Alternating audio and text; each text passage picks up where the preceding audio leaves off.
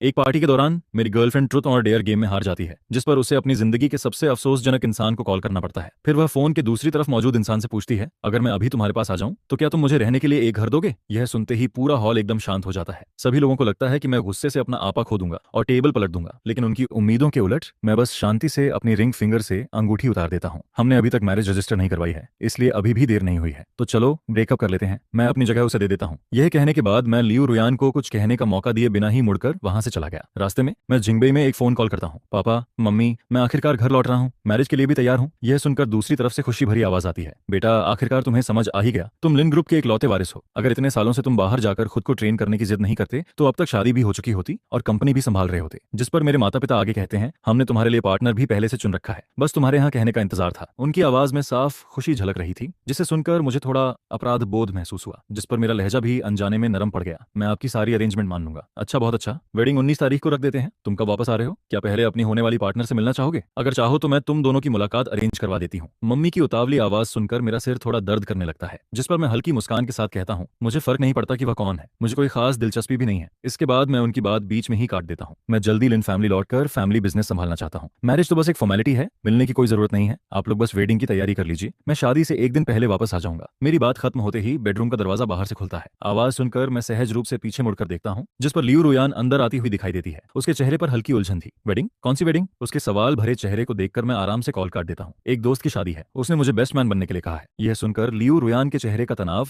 तुरंत कम हो जाता है और वह आगे कुछ नहीं पूछती। मैं फोन टेबल पर रखकर बाथरूम में चला जाता हूँ। थोड़ी देर बाद पानी बहने की आवाज गूंजती है और उसी समय टेबल पर रखा फोन लगातार रिंग करने लगता है। कुछ पल सोचने के बाद मैं स्क्रीन देखता हूँ, जिस पर एक मैसेज दिखाई देता है। सेंडर का नाम था चेंजे। उस साल की बात तुम्हें अभी भी याद है? क्या तुम सच में लिन चुआन से शादी करने वाली हो? यह मैसेज पढ़ते ही मेरे दिल में तेज दर्द उठता है। मेरे हाथ एक पल के लिए रुक जाते हैं। फिर मैं चैट हिस्ट्री ऊपर स्क्रॉल करता हूँ, जिस पर 10 मिनट पहले भेजा गया लियू रुयान का मैसेज मेरी आंखों के सामने आ जाता है। चेंजे, 33 दिन बाद तुम्हारा 28वां बर्थडे है। क्या तुम्हें याद है कि तुमने मुझे क्या वादा किया था? मैं फोन वापस वहीं रख देता हूँ और सोफा पर बैठ जाता हूँ, जिस पर मेरे दिमाग में पुरानी यादें एक एक करके उभरने लगती हैं। जब मैं 18 साल का था, मेरी आंट चाइना वापस लौटी थी और उनकी शादी हुई थी, जिस पर मैं भी वापस आया और युंडा यूनिवर्सिटी में एडमिशन लिया। मैं एक बेहतर कॉलेज लाइफ जीना चाहता था। सुरक्षा कारणों से मैंने कभी अपनी असली पहचान किसी को नहीं बताई। फ्रेशमैन वेलकम इवेंट की रात अपने रूममेट की मदद करने के लिए मैं टेम्परेरी तौर पर स्टेज पर पियानो बजाने गया था। परफॉर्मेंस खत्म करके जैसे ही मैं स्टेज से नीचे उतरता हूँ, मेरी नजर लियू रुयान पर पड़ती है। वह सफेद ड्रेस पहने होती है, हाथ में फूलों का बुके लिए एंट्रेंस पर खड़ी रहती है। उसकी आंखें चमक रही होती हैं। क्या मैं तुम्हारा कांटेक्ट ले सकती हूँ? मैं खूबसूरती का दीवाना था, इसलिए उसी वक्त मान गया। इसके बाद हम हर दिन कांटेक्ट में रहने लगते हैं। कभी कभी अलग अलग जगहों पर अचानक मुलाकात भी हो जाती है। जान पहचान के तीसरे महीने में लियू रुयान खुद मुझे प्रपोज करती है। पहला प्यार, पहली नजर का आकर्षण और उसके प्रपोजल के सामने मेरे पास मना करने की कोई वजह नहीं थी, जिस पर हम दोनों रिलेशनशिप में आ जाते हैं। 21 साल की उम्र से लेकर 28 साल की उम्र तक पूरे 7 साल। इन 7 सालों में फैमिली लगातार मुझे वापस बुलाकर मैरिज अलायंस के लिए कहती रही। मैंने कई बार लियू रुयान की सोच जानने की कोशिश की, लेकिन जैसे ही शादी की बात आती वह हमेशा उससे बच निकलती थी। शुरुआत में मुझे लगा कि शायद वह अभी मैरिज के लिए तैयार नहीं है, लेकिन ऐसा बार बार होने पर मुझे भी कुछ अजीब लगने लगता है। फिर करीब आधे महीने पहले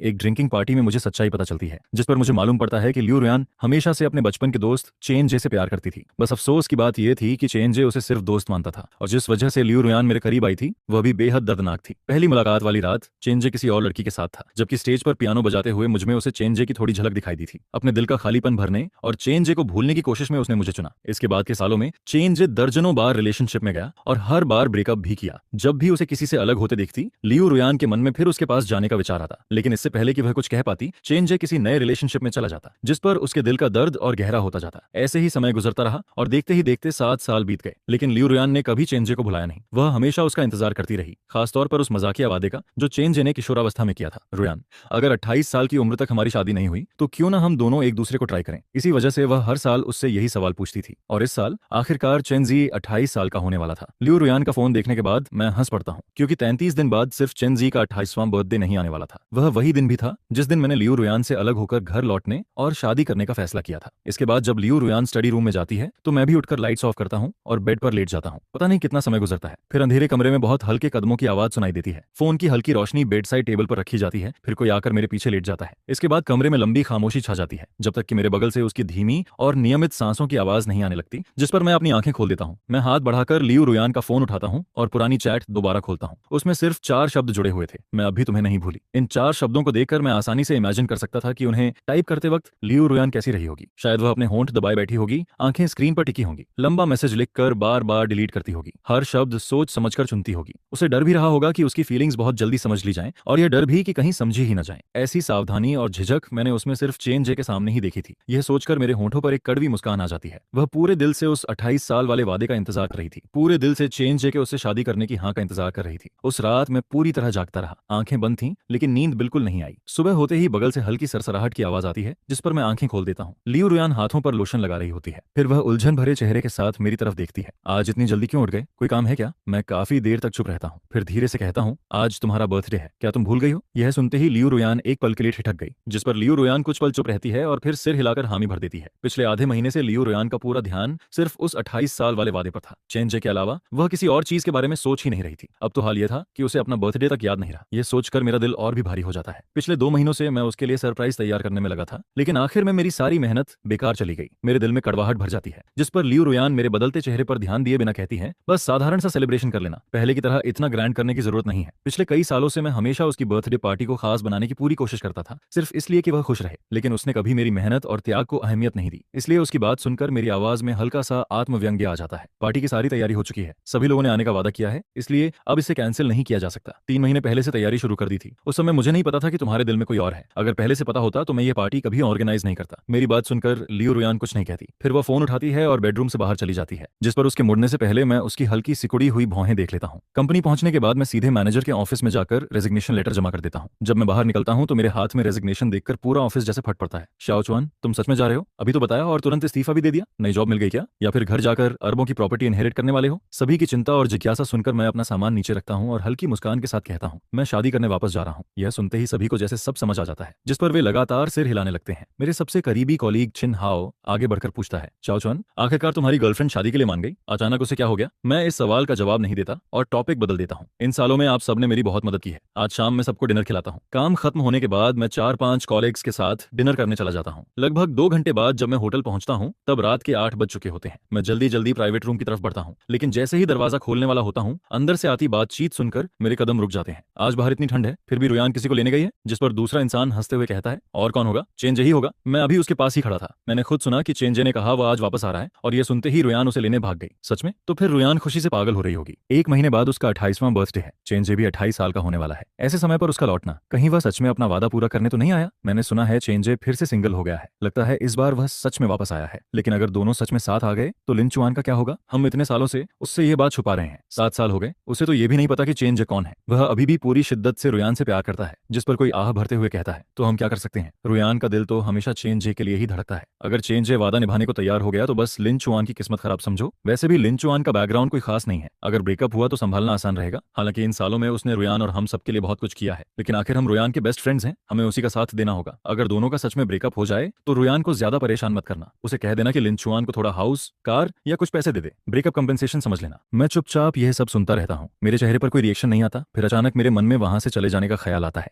अजीब बात यह थी कि अब मुझे आधे महीने पहले जैसी तकलीफ नहीं हो रही थी, बल्कि सब कुछ थोड़ा हास्यास्पद लग रहा था। लियू रुयान मुझसे ब्रेकअप करना चाहती थी और इसके लिए अपने बेस्ट फ्रेंड से प्लानिंग भी कर चुकी थी। 7 साल तक मैं आखिर किस चीज को रिलेशनशिप समझकर जीता रहा। बस अफसोस इतना था कि इस बार जाने वाला इंसान मैं था। उसी समय कुछ वेटर्स शराब लेकर अंदर जाते हैं, जिस पर मैं जल्दी से पीछे हट जाता हूँ। दरवाजा खुलते ही अंदर की सारी बातचीत अचानक बंद हो जाती है, जैसे कुछ हुआ ही ना हो। मैं हल्की मुस्कान के साथ अंदर जाता हूँ और सभी को ग्रीटिंग करता हूँ। थोड़ी देर सोशलाइजिंग करने के बाद प्राइवेट रूम का दरवाजा दोबारा खुलता है, जिस पर लियू रुयान एक अनजान आदमी को साथ लेकर अंदर आती है। उसकी हाइट और बॉडी शेप देखकर मैं कुछ पल के लिए चुप हो जाता हूँ, क्योंकि वह 3-4 हिस्सों तक मुझसे मिलता जुलता था। लियू रुयान उसे पूरे रूम में घुमाकर सबसे मिलवाती है। आखिर में वह उसे लेकर मेरे सामने आती है। यह मेरा बचपन का सबसे अच्छा दोस्त है। वह थोड़ा रुकती है, फिर कहती है, चेंजे। इसके बाद वह मेरी तरफ देखकर बोलती है,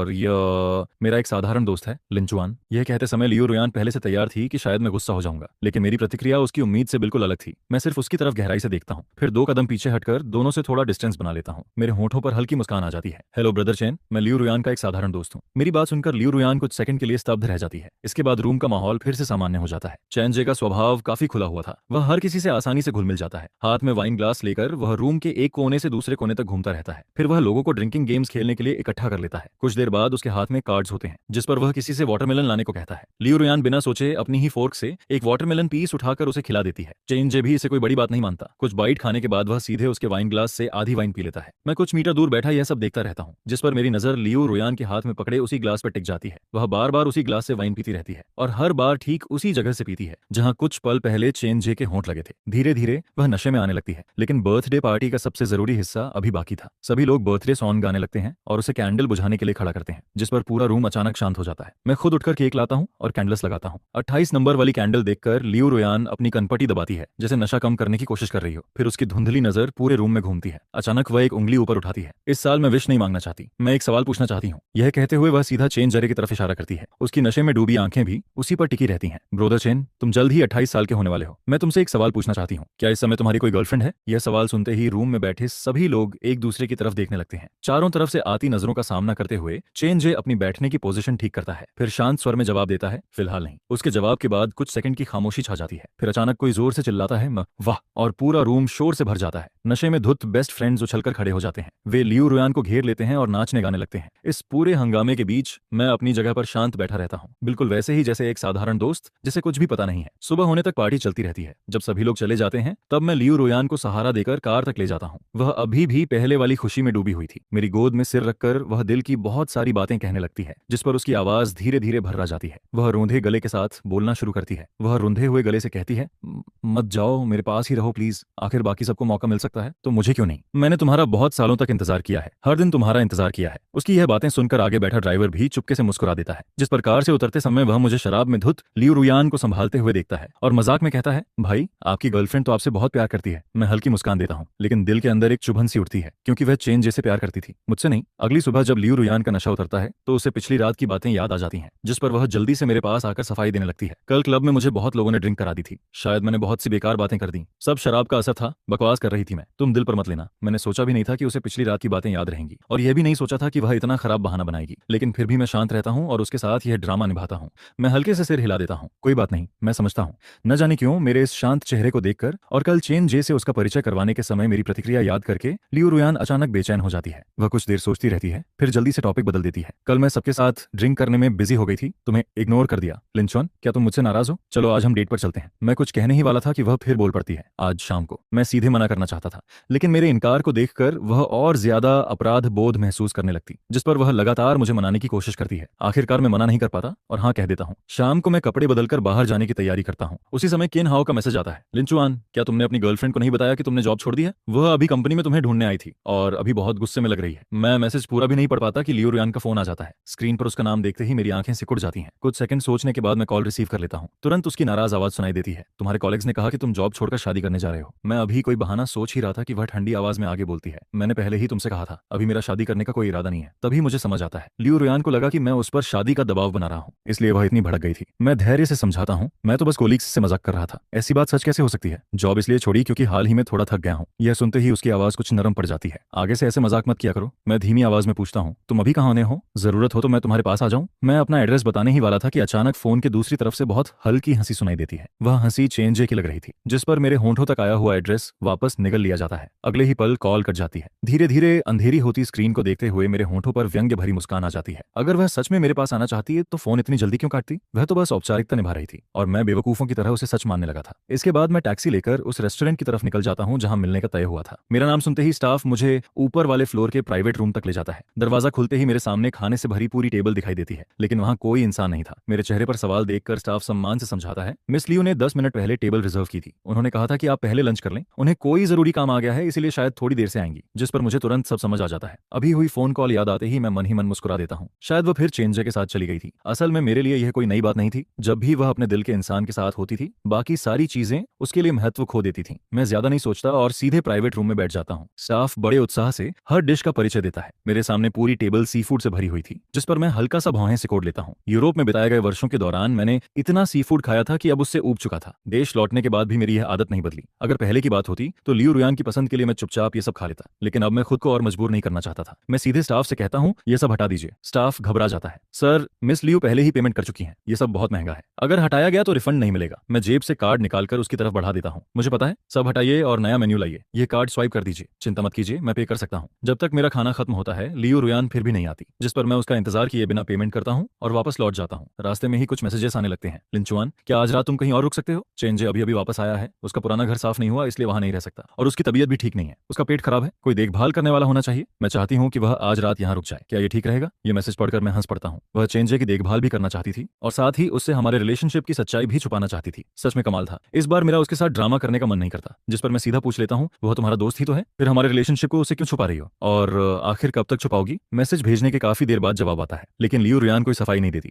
वह सिर्फ एक डेट भेजती है, 18 तारीख। अगर यह पहले होता तो शायद मैं इसका मतलब नहीं समझता, लेकिन अब मैं बहुत अच्छी तरह जानता था। 18 तारीख चेन जे का बर्थडे था। अगर उस दिन चेन जे उसका हाथ थाम लेता तो वह बिना किसी झिझक के मुझसे ब्रेकअप कर लेती, और अगर चेन जे उसे ठुकरा देता तो वह पलटकर मेरे पास आती, फिर शादी की बात छेड़ती। अगर मैं मना कर देता तो वह कह सकती थी कि वह तो बस मजाक कर रही थी, चाहे आगे बढ़े या पीछे हटे, दोनों तरफ उसके पास परफेक्ट एग्जिट प्लान मौजूद था, जिस पर मुझे उसकी प्लानिंग की तारीफ करनी पड़ती है। लेकिन अफसोस, मैं उसकी लव स्टोरी का बैकअप ऑप्शन नहीं बनना चाहता था, इसलिए मैं उसे कोई रिप्लाई नहीं देता। सीधे फोन स्विच ऑफ कर देता हूँ और एक होटल का एड्रेस बताकर वहां चला जाता हूँ। सोने से पहले थोड़ी वाइन पीता हूँ और फिर गहरी नींद में सो जाता हूँ। जब मेरी आंख खुलती है तब अगली शाम हो चुकी होती है। मैं टाइम देखने के लिए फोन ऑन करता हूँ, जिस पर दर्जनों नए मैसेजेस सामने आ जाते हैं। उनमें ज्यादातर लियू रुयान के थे, बाकी उसके बेस्ट फ्रेंड्स के। तुम कहाँ हो? फोन क्यों नहीं उठा रहे? मैसेज का रिप्लाई क्यों नहीं दे रहे? डराना बंद करो, रुयान पूरी रात तुम्हें ढूंढती रही है। इन मैसेजेस को पढ़कर मेरे होंठों पर ठंडी हंसी आ जाती है। क्या सिर्फ फोन ऑफ करके सो जाना भी किसी को डराना कहलाता है? और फिर क्या उन लोगों को सच में मेरी चिंता थी? आखिर लियू रुयान के दिल में तो हमेशा चेंज ही था, उसे मेरी परवाह क्यों होती? मैं मैसेजेस पढ़ ही रहा था कि लियू रुयान का कॉल फिर आ जाता है। इस बार उसकी आवाज बिल्कुल भी नरम नहीं थी। चेंज ने बस एक रात के लिए घर उधार लिया था। क्या तुम्हें इतना गुस्सा करने की जरूरत थी? अगर तुम नाराज भी थे तो इस तरह गायब होकर गुस्सा दिखाने की क्या जरूरत थी? मैं उसकी बात सुनता रहता हूँ, लेकिन इस बार मैं कोई सफाई देने की कोशिश नहीं करता, बल्कि शांत होकर उसकी अगली बात का इंतजार करता हूँ। बहाना था, कोई गुस्सा नहीं था, बस फोन की बैटरी खत्म हो गई थी और अपने आप स्विच ऑफ हो गया था। अगर पहले की बात होती तो लियू नुयेन शायद मेरी इस बात पर यकीन कर लेती, लेकिन आज पता नहीं क्यों वह अचानक मुझसे सवाल पर सवाल करने लगती है, जिस पर वह पूछती है, तो फिर पहले किसी भी वक्त तुमसे संपर्क हो जाता था, लेकिन कल रात ही फोन क्यों बंद था? यह सुनकर मैं कुछ पल के लिए रुक गया और अचानक बहुत सारी पुरानी बातें याद आने लगी। कुछ साल पहले की एक रात लियो न्यूयेन को अचानक पेट में तेज दर्द हुआ था। वह अपनी सेक्रेटरी को फोन करना चाहती थी, लेकिन गलती से मुझे कॉल कर दिया, जिसे सुनकर मैं तुरंत दवा लेकर उसके पास पहुंच गया था। पिछले साल जब वह विदेश बिजनेस ट्रिप पर गई थी, तब वहां और यहाँ के समय में 7 घंटे का फर्क था। लियो न्यूयेन को मेरे यहाँ का टाइम याद नहीं रहता था। कई बार रात के 3-4 बजे फोन करके किसी डॉक्यूमेंट के बारे में पूछती थी, जिस पर मैं नींद से भरी आंखें लेकर उठता, कंप्यूटर ऑन करता और उसके लिए फाइल ढूंढता था। 3 महीने पहले मेरा अपेंडिक्स का ऑपरेशन हुआ था। मैं अभी अभी ऑपरेशन थिएटर से बाहर आया था और एनेस्थीसिया का असर भी पूरी तरह खत्म नहीं हुआ था। तभी उसका मैसेज आया कि उसे मिल्क टी पीनी है, जिस पर मैंने नर्स से कहकर उसके लिए मिल्क टी मंगवाई थी। एक एक घटना इस बात का सबूत थी कि मैं उसे हद से ज्यादा प्यार करता था, लेकिन अफसोस,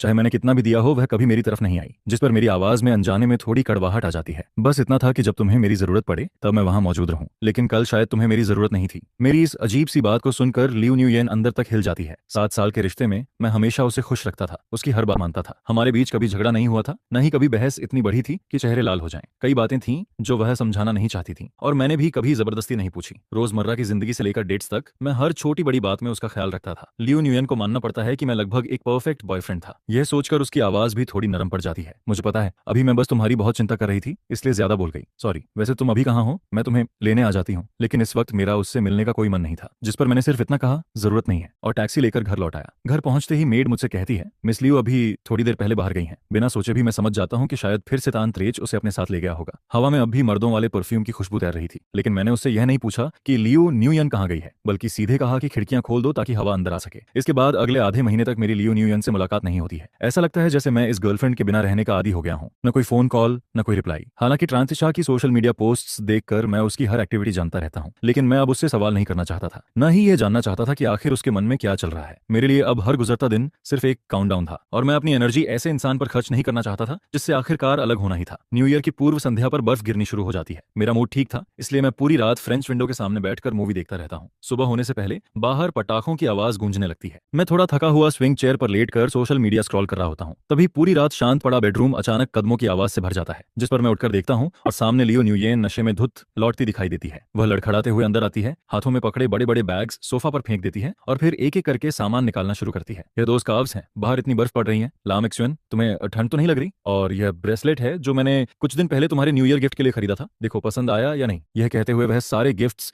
मेरी गोद में ठूंस देती है। मुझे गर्मी लगती है, इसलिए मैं स्कार्फ उतार देता हूँ, लेकिन वह फिर मेरा हाथ पकड़ लेती है। सॉरी सॉरी, इन दिनों मैं बहुत बिजी थी, इसलिए तुमसे मिलने नहीं आ पाई। क्या तुम फिर से नाराज हो गए? पिछली बार भी मुझे तुम्हें इंतजार नहीं करवाना चाहिए था। मुझे माफ कर दो ना, हम दोनों आगे से अच्छे से रहेंगे। यह कहते कहते वह मेरे करीब झुकती है और मुझे किस करने की कोशिश करती है, लेकिन मैं उसके शरीर से आती शराब की गंध बिल्कुल बर्दाश्त नहीं कर पाता और मुझे समझ भी नहीं आता कि वह आखिर करना क्या चाहती है। जाती है। काफी मुश्किल से मैं उसे बेडरूम तक ले जाकर सुला देता हूँ। उसके सो जाने के बाद मैं लिविंग रूम में बिखरे बैग्स समेटने लगता हूँ और फिर उसका फोन उठा लेता हूँ। तभी सोशल मीडिया की नोटिफिकेशंस लगातार सामने आने लगती हैं, लेकिन उनमें सबसे ज्यादा ध्यान ट्रान ट्रान की पोस्ट खींच लेती है। उसने 9 तस्वीरें पोस्ट की थीं। हर फोटो में वह बर्फ के बीच एक लड़की के साथ था और कैप्शन उससे भी ज्यादा दिलचस्प था, पहली बर्फबारी में आखिरकार सही इंसान से मुलाकात हो गई। यह देखकर मेरे मन के सारे शक खत्म हो जाते हैं। अब समझ आता है कि लियू न्यूये अचानक नशे में मेरे पास वापस क्यों आई थी और क्यों उसने खुद पहल करके मुझसे सुलह करने की कोशिश की, क्योंकि जिस इंसान से वह प्यार करती थी वह अब किसी और के साथ नया रिश्ता रिश्ता शुरू कर चुका था। अगर ऐसा नहीं होता तो वह मुझे जैसे पुराने इंसान को कैसे याद करती, जिस पर मेरी आंखों में एक व्यंग्य भरी मुस्कान चमक जाती है। मैं अपनी कलाई से घड़ी उतारकर सीधे टेबल पर फेंक देता हूँ। इसके बाद अगले कुछ दिनों में लियो न्यूयेन जैसे पूरी तरह बदल जाती है। वह कहीं नहीं जाती, बस घर पर रहती है और कहती है कि मेरे साथ समय बिताना चाहती है। मेरा पेट ठीक नहीं रहता तो वह खुद मेरे लिए दलिया बनाती है। मैं ट्रैवल एडवर्टाइजमेंट को 2 बार ज्यादा देख लूं तो वह अगले साल साथ घूमने जाने की प्लानिंग शुरू कर देती है। शायद चोट लगने के बाद इस बार वह पहले से भी ज्यादा अच्छे तरीके से मेरे साथ पेश आ रही थी, लेकिन अब मैं कभी उसके दिखावे में नहीं आने वाला था। मैं बस चुपचाप लियो न्यूयन को एक आदर्श गर्लफ्रेंड का रोल निभाते हुए देखता रहता हूं और वह मेरी कुछ बातों के लिए भाग दौड़ करती रहती है, लेकिन मेरे मन में उसके लिए अब कोई अपराध बोध नहीं था। आखिर यह सब वह सिर्फ अपने पुराने कर्ज चुकाने के लिए कर रही थी और मुझे इसे स्वीकार करने में कोई मानसिक बोझ नहीं था। स्प्रिंग फेस्टिवल के बाद माँ ने मुझे वेडिंग सूट्स की कुछ फोटोज भेजी और पूछा कि कौन सा डिजाइन पसंद है, जिस पर मैं फोन लेकर एक एक तस्वीर ध्यान से देखने लगता हूँ। शायद मैं जरूरत से ज्यादा फोकस था, इसलिए लियो न्यूयेन कब मेरे पास आकर खड़ी हो गई मुझे बिल्कुल पता नहीं चला। जब तक उसने मेरा फोन खींच नहीं लिया तब तक मुझे एहसास ही नहीं हुआ, और जैसे ही मैंने मुड़कर देखा उसका चेहरा पूरी तरह काला पड़ चुका था। दूल्हे का सूट? तुम ग्रूम सूट क्यों देख रहे हो? मैं बिना पलक झपकाए झूठ बोल देता हूँ। पिछली बार बताया था ना, एक दोस्त की शादी होने वाली है, उसके वेडिंग सूट में थोड़ी दिक्कत आ गई है तो नया बनवाना पड़ रहा है। उसने मुझसे राय मांगी थी। मेरे चेहरे पर कोई बदलाव न देखकर लियो न्यूयेन का शक धीरे धीरे कम हो जाता है। वह फोन वापस देती है और अचानक पूछती है, तुम्हें शादी की डेट याद है? उस दिन मेरे साथ चलोगे? उसकी गंभीर शक्ल देखकर मेरे चेहरे पर अजीब सा एक्सप्रेशन आ जाता है। 19 फरवरी? तुम सच में जाना चाहती हो? जिस पर लियो न्यूयेन कुछ पल के लिए चौंक जाती है और मैं उसकी तरफ देखता हुआ चुपचाप उसके जवाब का इंतजार करने लगता हूँ। काफी देर की खामोशी के बाद वह आखिर मजबूर मुस्कान के साथ जवाब देने लगती है। वह बेहद मजबूरी वाली मुस्कान के साथ बात टालते हुए कहती है, उस वक्त देखा जाएगा। उस सवाल के बाद से ही लियो न्यूयेन फिर से उदासी में डूब जाती है। पूरा दिन ऐसा लगता है जैसे वह किसी ख्याल में खोई हुई हो। उसका मन कहीं और ही भटक रहा था, जिस पर मैं भी उस शादी का बहाना बनाकर बिना किसी झिझक के उसके सामने अपना सामान पैक करना शुरू कर देता हूँ। ग्रेजुएशन के बाद इस रिवर साइड अपार्टमेंट में शिफ्ट हुए पूरे 6 साल हो चुके थे।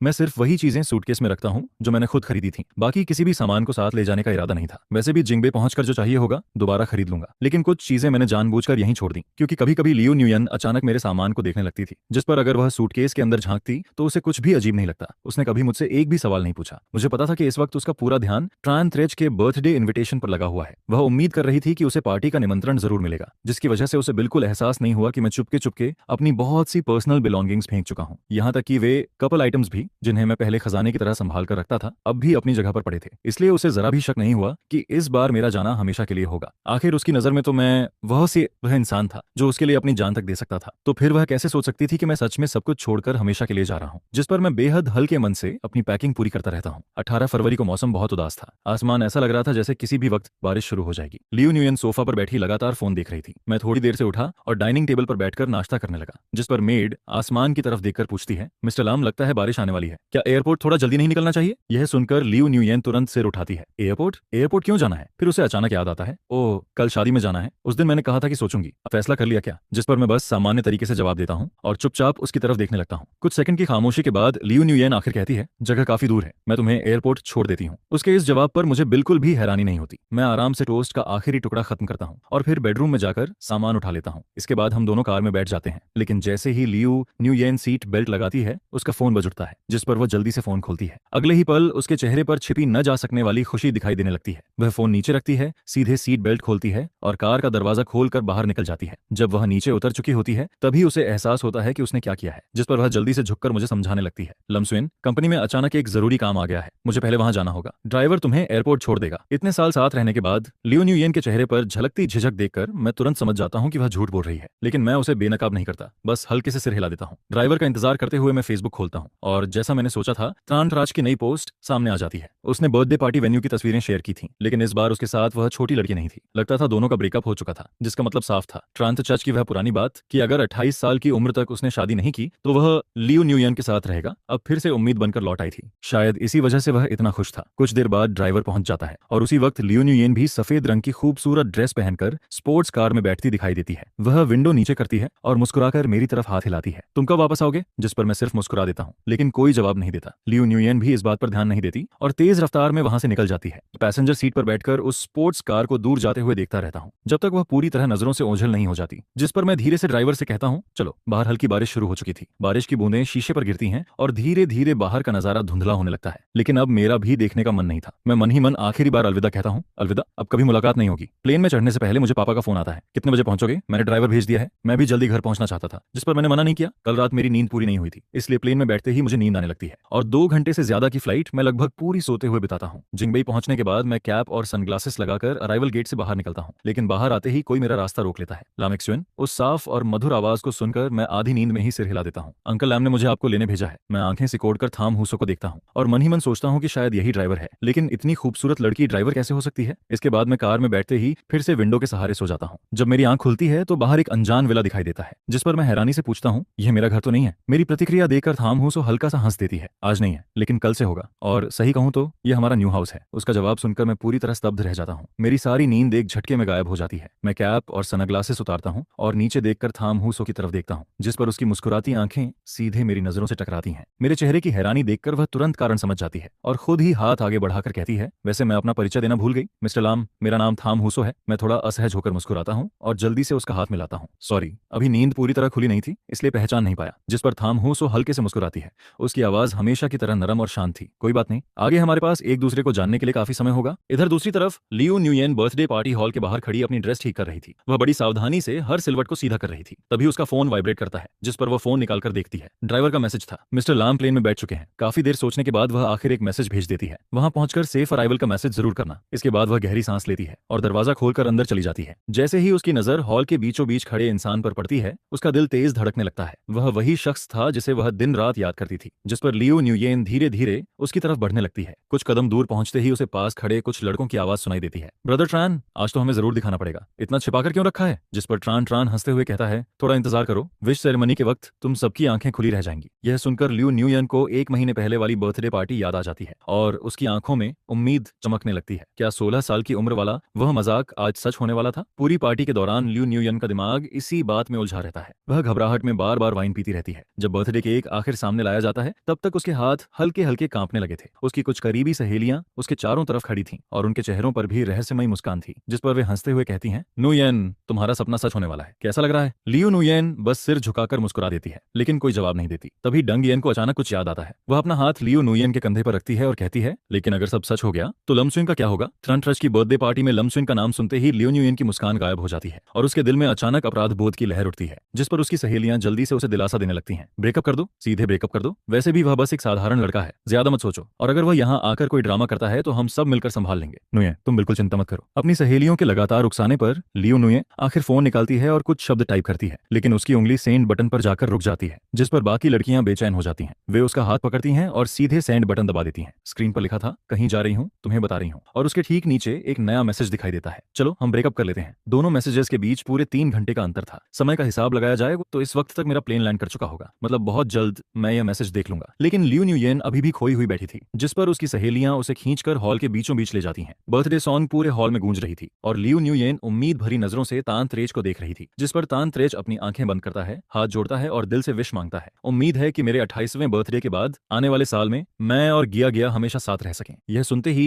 1 सेकंड पहले तक मुस्कुराती हुई लियू न्यूयेन का चेहरा पूरी तरह सफेद पड़ जाता है। सिर्फ वही नहीं, कमरे में मौजूद बाकी लोग भी बुरी तरह चौंक जाते हैं। याई याई कौन है? अरे हमसे भी मिलवाओ। चारों तरफ शोर मचने लगता है, जिस पर ट्रान ट्रान मुस्कुराते हुए कहता है, मेरी गर्लफ्रेंड। अगले ही पल प्राइवेट रूम का दरवाजा बाहर से खुलता है। एक खूबसूरत लड़की धीरे धीरे अंदर आती है और सबकी तरफ देखकर मुस्कुराती है, हेलो एवरीवन। वह थी हाँ गिया गिया। तानत्रेज खुशी से उसका हाथ पकड़ता है और सबके सामने अपने रिलेशनशिप की छोटी छोटी बातें बताने लगता है। उधर लियू न्यूयेन कमरे के कोने में बैठी लगातार शराब पी रही थी। एक ग्लास खत्म होता तो दूसरा शुरू हो जाता, जिस पर उसकी सहेलियां भी उसके साथ पीने लगती हैं। देखते ही देखते पूरा ग्रुप नशे में डूब जाता है। कुछ देर बाद डंग येन लड़खड़ाते हुए उठती है और सीधे तानत्रेज के सामने पहुंच जाती है। सभी लोग हैरानी से उसे देखने लगते हैं। वह अपनी बेस्ट फ्रेंड के लिए न्याय मांगना चाहती थी। तानत्रेज, क्या तुम्हें न्यूयेन से किया हुआ पुराना वादा याद नहीं है? यह सुनकर हा गिया गिया के चेहरे पर जिज्ञासा आ जाती है। कौन सा वादा? जिस पर तानत्रेज का चेहरा तुरंत बदसूरत हो जाता है। लेकिन डंग येन अब नशे में थी, उसे किसी की परवाह नहीं थी। बाकी सहेलियां भी तुरंत बोल पड़ती हैं, तुमने कहा था कि 28 साल की उम्र में तुम न्यूयेन के साथ रहोगे, हम सबको याद है। क्या अब तुम अपना वादा तोड़ने वाले हो? यह सुनकर हा गिया गिया के चेहरे की मुस्कान गायब हो जाती है। वह सिर घुमाकर तानत्रेज की तरफ देखती है। सच में? जिस पर तानत्रेज तुरंत सफाई देता है, अरे वह तो शराब के नशे में बोला गया मजाक था, उसे कोई सच थोड़ी मानता है, और अब मेरी गर्लफ्रेंड है, ऐसी बातों का कोई मतलब नहीं रह जाता। उसके हर शब्द किसी चाकू की तरह लियो न्यूयन के दिल में उतरते जाते हैं। वह एक हाथ से अपना सीना पकड़ती है, दूसरे हाथ से सोफा का सहारा लेकर खड़ी हो जाती है। सबकी हैरानी के बीच वह अचानक जोर से हंसने लगती है, मानो कोई पागल इंसान हंस रहा हो। सही कहा, इसका कोई मतलब नहीं है, तुम्हारी गर्लफ्रेंड है और मेरा भी बॉयफ्रेंड है, वह सब बस मजाक था। उसकी बात सुनकर हा गया फिर से मुस्कुराने लगती है। वह तानतछा का हाथ पकड़कर लियो न्यूयन के सामने आती है और बिल्कुल सामान्य अंदाज में पूछती है, तो फिर सब गलतफहमी थी। वैसे मैंने सुना है कि आपका बॉयफ्रेंड है, आज उसे साथ क्यों नहीं लाई? यह सुनकर लियो न्यूयन का दिमाग पूरी तरह खाली हो जाता है, लेकिन फिर भी वह मजबूरी में मुस्कुराती है। वह शादी में गया है, उसके पास आने का समय नहीं था। जिस पर हा गया समझते हुए सिर हिला देती है, लेकिन ट्रांतछा की आंखों में अलग ही भाव दिखाई देता है। उसकी आवाज में शक साफ सुनाई देता था। बॉयफ्रेंड? कौन बॉयफ्रेंड? मैं इतने समय से वापस आया हूं, लेकिन मैंने कभी उसका नाम नहीं सुना। यह सुनकर लियो न्यूयन बिल्कुल चुप हो जाती है, जिस पर डंगियां आगे बढ़कर उसका सहारा देती है और ट्रांतछा की तरफ देखकर ताने भरे अंदाज में कहती है, लामशेन वही न्यूये का बॉयफ्रेंड है, तुम्हारी बर्थडे पार्टी में जो सबसे हैंडसम लड़का था। यह सुनते ही ट्रांत्रेच को वह रात याद आ जाती है जब मैंने मुस्कुराकर कहा था कि हम सिर्फ सामान्य दोस्त हैं। उसे तभी से कुछ अजीब लगा था, जिस पर वह तुरंत पूछ बैठता है, लेकिन उस दिन तो तुम दोनों ने खुद कहा था कि सिर्फ दोस्त हो। डोंगियन हंस पड़ती है, कपल्स की लड़ाई थी बस, तुमने इतनी डेटिंग की है ये भी नहीं समझ पाए? यह सुनकर ट्रांट्राच का चेहरा लाल और सफेद होने लगता है। वह गुस्से से डोंगियन को घूरता है, लेकिन भीतर की जलन दबा नहीं पाता। इसीलिए तो पूछ रहा हूँ, अगर सच में बॉयफ्रेंड है तो क्यों ना अभी कॉल करके पूछ लिया जाए? वैसे भी मुझे अपने नए जीजाजी से मिलना चाहिए। उसकी बात सुनते ही लियो न्यूयेन और उसकी सहेलियों के चेहरे काले पड़ जाते हैं, क्योंकि सबको अभी भेजा गया ब्रेकअप मैसेज याद आ जाता है। सिर्फ उनके चेहरे देखकर ही ट्रांतछा सब समझ जाता है, जिस पर वह सीधे मेरा चैट खोलता है और वीडियो कॉल की जगह वॉइस कॉल लगा देता है। यह देखकर कुछ लड़कियां फोन छीनने के लिए दौड़ पड़ती हैं,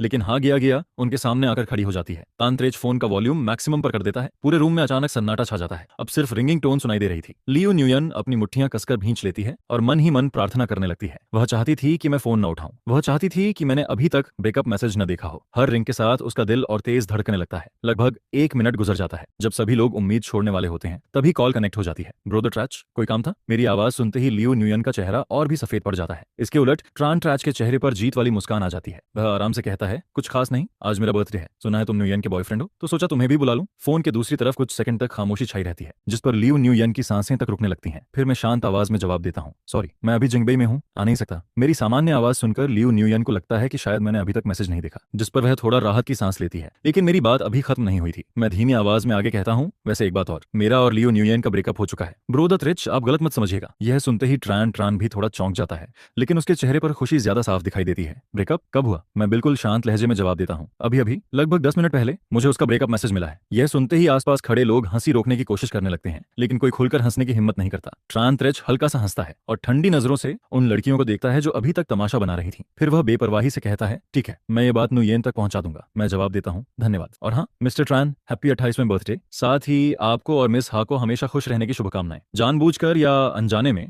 मैंने 28वें बर्थडे वाले शब्दों पर खास जोर दिया था, मानो मैं सबको बता रहा हूँ कि मुझे पूरी सच्चाई पहले से पता है, जिस पर कमरे में मौजूद कोई भी इंसान कुछ नहीं बोल पाता। सब बस चुपचाप कॉल करते हुए देखते रहते हैं। अगले ही पल पूरे रूम का माहौल बर्फ जैसा ठंडा हो जाता है। लगभग 5 मिनट तक कोई एक शब्द नहीं बोलता। आखिर में हा गया ही माहौल संभालने के लिए आगे बढ़ती है और लियो न्यूयन को बैठने के लिए आमंत्रित करती है। तो लियो न्यूयन एक नई वाइन का ग्लास पीकर इस पूरे मामले को हल्के में लेकर खत्म करने की कोशिश करती है। फिर वह ग्लास में बची आखिरी बूंद तक वाइन खत्म कर देती है और जोर से ग्लास टेबल पर रख देती है, जिसके बाद वह अपनी कुछ करीबी फ्रेंड्स को साथ लेकर बर्थडे पार्टी से निकल जाती है। जैसे ही वह बाहर जाने लगती है, नशे की हल्की हालत में उसे हा गया और किसी दूसरे इंसान की बातचीत सुनाई देती है। आना ट्रैच, क्या यह मिस्टर लाम किन्ह बक्का रहने वाला है? जिस पर दूसरा इंसान कहता है, सुना तो मैंने भी यही है, क्यों क्या हुआ? जिसके जवाब में हा गया कहती है, कुछ नहीं, बस केन बैक में लम सरनेम थोड़ा जाना पहचाना लग रहा है, शायद मैं ज्यादा सोच रही हूँ। इसके बाद जैसे ही लियो न्यूयेन बैंकेट हॉल से बाहर निकलती है, उसकी फ्रेंड्स तुरंत उसके आसपास इकट्ठा हो जाती हैं और उसे एक दूसरे रूम में ले जाती हैं। फिर सब एक साथ उसे दिलासा देने लगती हैं। न्यूयेन, ट्रांत्रेच जैसे इंसान से शादी न होना भी अच्छी बात है। जरा सोचो, पिछले 7 सालों में उसकी कितनी एक्स गर्लफ्रेंड्स रही हैं। जिस पर दूसरी फ्रेंड कहती है, उसकी वेडिंग हुई तो शायद 10 से ज्यादा टेबल सिर्फ एक्स गर्लफ्रेंड्स के लिए लगानी पड़े। ऐसे प्लेबॉय टाइप आदमी से शादी करके भी क्या फायदा, पता नहीं आगे कितनी प्रॉब्लम्स झेलनी पड़े। फिर भी लाम इक्सुइन के साथ रहना ज्यादा अच्छा है। बिल्कुल सही, लाम इक्सुइन किस बात में तांत्रिक से कम है? आज वह जरूर गुस्से में होगा, तभी उसने ऐसी बातें कही हैं। नुयेन, तुम वापस जाओ और उसे अच्छे से समझाओ, वो तुम्हें इतना पसंद करता है, जरूर तुम्हारी बात समझ जाएगा। यह सुनकर लियो नुयेन को अपनी फ्रेंड्स की बातों से थोड़ी हिम्मत मिलती है। फिर धीरे धीरे उसका खराब मूड भी शांत होने लगता है। इसके बाद वह अपना फोन निकालती है और मुझे मैसेज भेजने के लिए सोचने लगती है। काफी देर सोचने के बाद वह एक मैसेज टाइप करती है, लाम इक्सुइन, अभी हम सब एक गेम खेल रहे थे और मैं हार गई, जिसकी पनिशमेंट ये थी कि मुझे अपने बॉयफ्रेंड से ब्रेकअप बोलना था। फिर किसी और से कॉल करवाकर तुम्हारा रिएक्शन भी देखना था। तुम इसे सच मत मानना, ठीक है? तुम किन्हबक कब पहुंचे? होटल में चेक इन कर लिया क्या, या अभी वेडिंग वेन्यू सजाने में बिजी हो? कल वापस आओगे या परसों? अगर चाहो तो मैं तुम्हें लेने आ सकती हूँ। लेकिन मैसेज भेजने के बाद भी बहुत देर तक कोई रिप्लाई नहीं आता, जिस पर लियो न्यूयेन लगातार फोन स्क्रीन को देखती रहती है और उसके दिल में बेचैनी बढ़ती जाती है। उसकी फ्रेंड्स भी एक दूसरे को देखती हैं और जल्दी से उसका ध्यान भटकाने की कोशिश करती हैं। वेडिंग की तैयारी में वह जरूर बहुत बिजी होगा। येन, ज्यादा मत सोचो, जैसे ही उसे टाइम मिलेगा वह तुम्हें रिप्लाई कर देगा और अगर अगर वह सच में नाराज हुआ तो हम सब कल तुम्हारे साथ किन्हबक चलेंगे, फिर तुम खुद जाकर उसे सॉरी बोल देना। उधर जब मुझे लियू न्यूयन का मैसेज मिलता है तब मैं रूम में थाम हुसो के साथ वेडिंग ड्रेस ट्राई कर रहा होता हूँ। मैं मैसेज खोलता हूँ और पहली लाइन पढ़ते ही हंस पड़ता हूँ। इतनी जल्दी ऐसा बहाना बना लेना, सच में उसका दिमाग काफी तेज है। लेकिन अफसोस, अब मैं उसकी किसी बात पर भरोसा नहीं करने वाला था। मैं आसानी से इमेजिन कर सकता था कि ट्रांत रीच ने सबके सामने उसे रिजेक्ट कर दिया होगा और अपनी बची हुई इज्जत बचाने के लिए वह अब मुझे मनाने की कोशिश कर रही है, जिस पर मुझे वह अजीब फोन कॉल भी याद आ जाती है। शायद वहां का सीन मेरी कल्पना से भी ज्यादा मजेदार रहा होगा। यह सोचकर मुझे अचानक थोड़ा अफसोस होने लगता है कि मैं वह नजारा अपनी आंखों से नहीं देख पाया। फिर मैं हल्की सी सांस छोड़ता हूँ, जिस पर थाम हुसो,